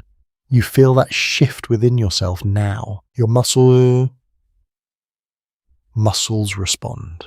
Slowly, carefully, you place your feet on the ground. The packed earth is cool beneath you, a sharp contrast to the warmth of the bedding. The sensation travels upward, reminding you of the cold that still defines the world outside. You pause, letting your body adjust. Around you, others are doing the same. Some remain lying down, not yet ready to rise.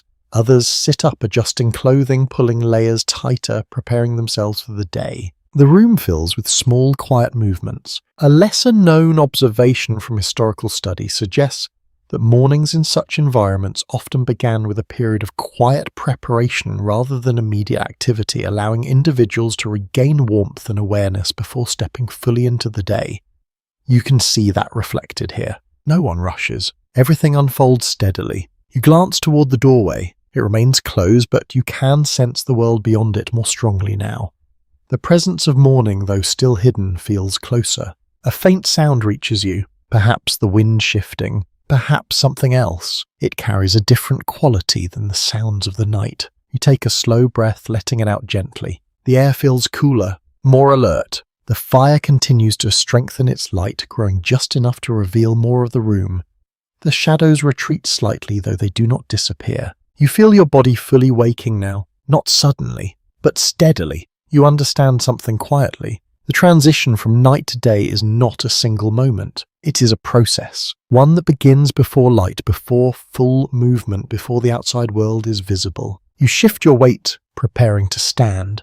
The coverings fall away from you, releasing their warmth, and the cold meets you more directly now. You feel it, sharp, immediate, real. And as you sit there, on the edge between the shared warmth of the night and the colder reality of the morning, you begin to understand that stepping outside will not be a simple change. It will be a return to the same cold that waited all night, patient, unchanged. You sit for a moment longer, your body adjusting to the cooler air, your senses returning fully to the present when a quiet realization begins to settle over you. This night was not unusual. Nothing you experienced was rare or exceptional. It was ordinary, repeated, lived again and again across countless households, across many winters, across years that passed without record or remark. You look around the room. The fire is growing stronger now, small flames rising with careful guidance.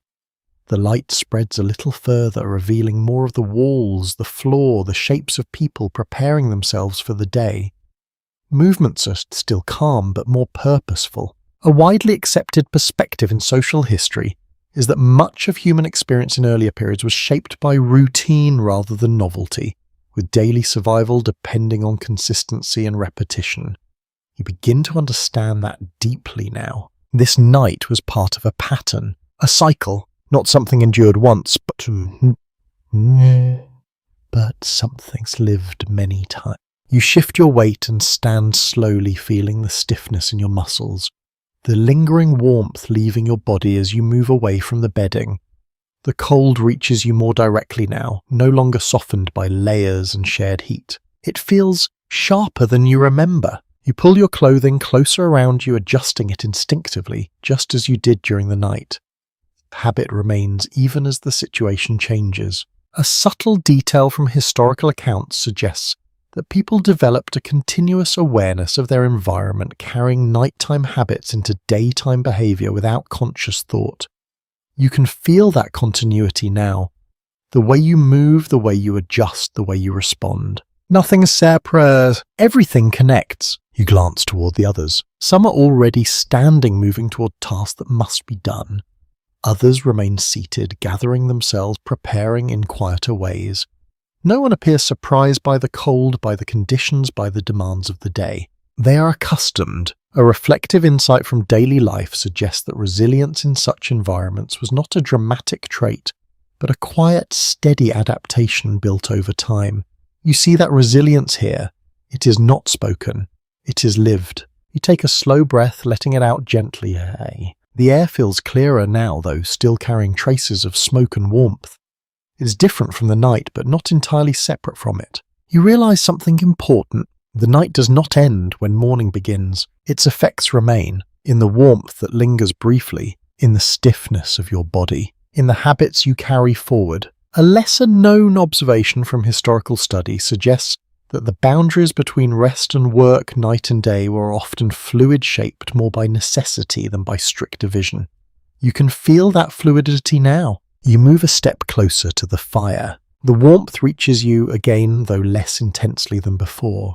It is enough to ease the sharpest edge of the cold, but not enough to replace what was lost when you left the bedding. You hold your hands near the flame, feeling the heat return slowly. You notice how familiar this action feels already, as if you have done it many times. A small curious detail from some accounts mentions that routines like warming hands at the fire became almost automatic, repeated so often that they required no thought. You understand that now. Your body moves without instruction. You glance toward the doorway once more. The outside world still waits beyond it. You have not yet stepped into it, but you know what it holds. The same cold, the same conditions, unchanged. You take another slow breath. The room remains active now, though still quiet. People move with purpose, preparing for tasks that will continue the cycle. You feel yourself becoming part of that movement. Not fully yet, but soon. A grounded observation from everyday life suggests that survival in such conditions depended on accepting this cycle rather than resisting it, understanding that each night and each day formed part of a larger whole. You begin to accept that now. The night you experienced is not separate from what comes next. It is part of it. You look once more at the space where you rested. The bedding remains. The warmth has faded slightly. The shape of where you lay is still visible, pressed into the straw. A quiet trace of the night. Then you turn your attention forward again. The fire, the room, the people, the day that is beginning to take shape. And as you stand there, fully awake now, you begin to understand that what you experienced was not just a single night. It was a way of living, one that continues, one that repeats, one that endures. You stand there for a moment, your hands held near the quiet strength of the fire, your body still carrying the memory of the night within it. The room has changed, though not in a sudden or dramatic way. Movement has returned. Purpose has begun to shape each action, and the stillness that once held everything together has softened into something more fluid. And yet the essence of the night remains. You feel it in your muscles, in the way your body still seeks warmth, in the instinctive adjustments you make without thinking. You feel it in the air, still touched by smoke and breath, and the quiet persistence of life lived closely together. A widely accepted understanding of rural medieval life is that each day and night were part of a continuous cycle with little separation between rest and labour, between stillness and movement. You can sense that continuity now. Nothing truly ends, it simply shifts. You glance once more toward the place where you lay. The straw is slightly flattened, the covering still holding a trace of warmth, though it fades quickly as the room cools. It is a small reminder of where you were, of how you endured the cold not alone, but as part of something shared. You take a slow breath. The air feels clearer now, though still grounded in the same familiar sense. The fire has grown stronger, its light pushing further into the room, revealing details that were hidden during the night. Tools, walls, objects all emerge more clearly. A subtle detail from historical observation suggests that morning light, even before full sunrise, could transform the perception of a space, making it feel larger, more defined, more active. You begin to feel that transformation here. You step slightly, shifting your weight, and the coolness of the floor reminds you that the warmth you felt during the night was never permanent. It was held, maintained, shared. A reflective insight from social history suggests that the strength of such households did not lie in comfort, but in cooperation, in the ability to adapt and support one another through conditions that could not be changed. You understand that now, not as an idea, but as an experience. You watch as someone near the hearth adds another piece of wood, the flame responding with a quiet rise.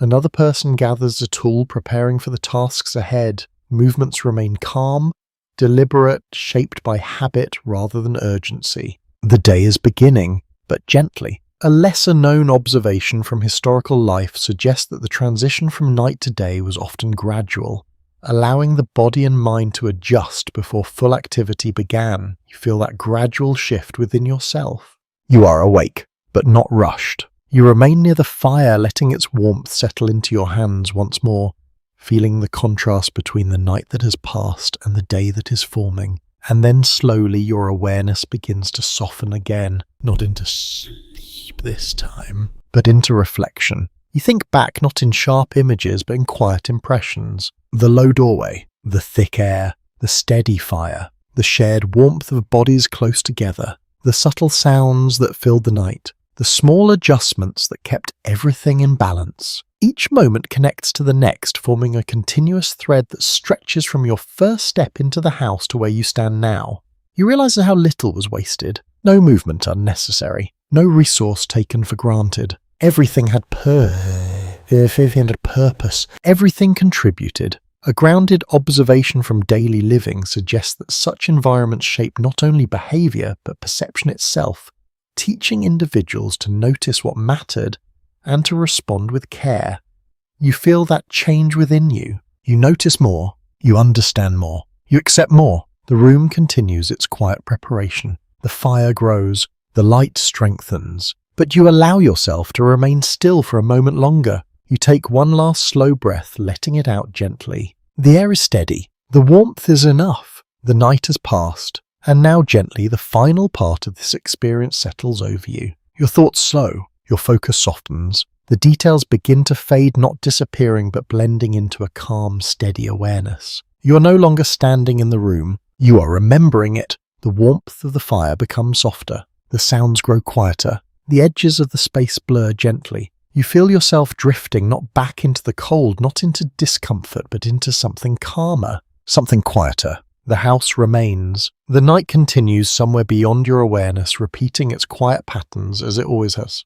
But you no longer need to follow it. You can rest. Fully now. The sensations fade into a gentle stillness. The warmth lingers just enough. The quiet holds, and as everything softens around you, you settle into that calm, steady space where nothing demands attention, where nothing needs to change. Only rest, only quiet, only a slow, gentle drift into stillness. Sweet dream.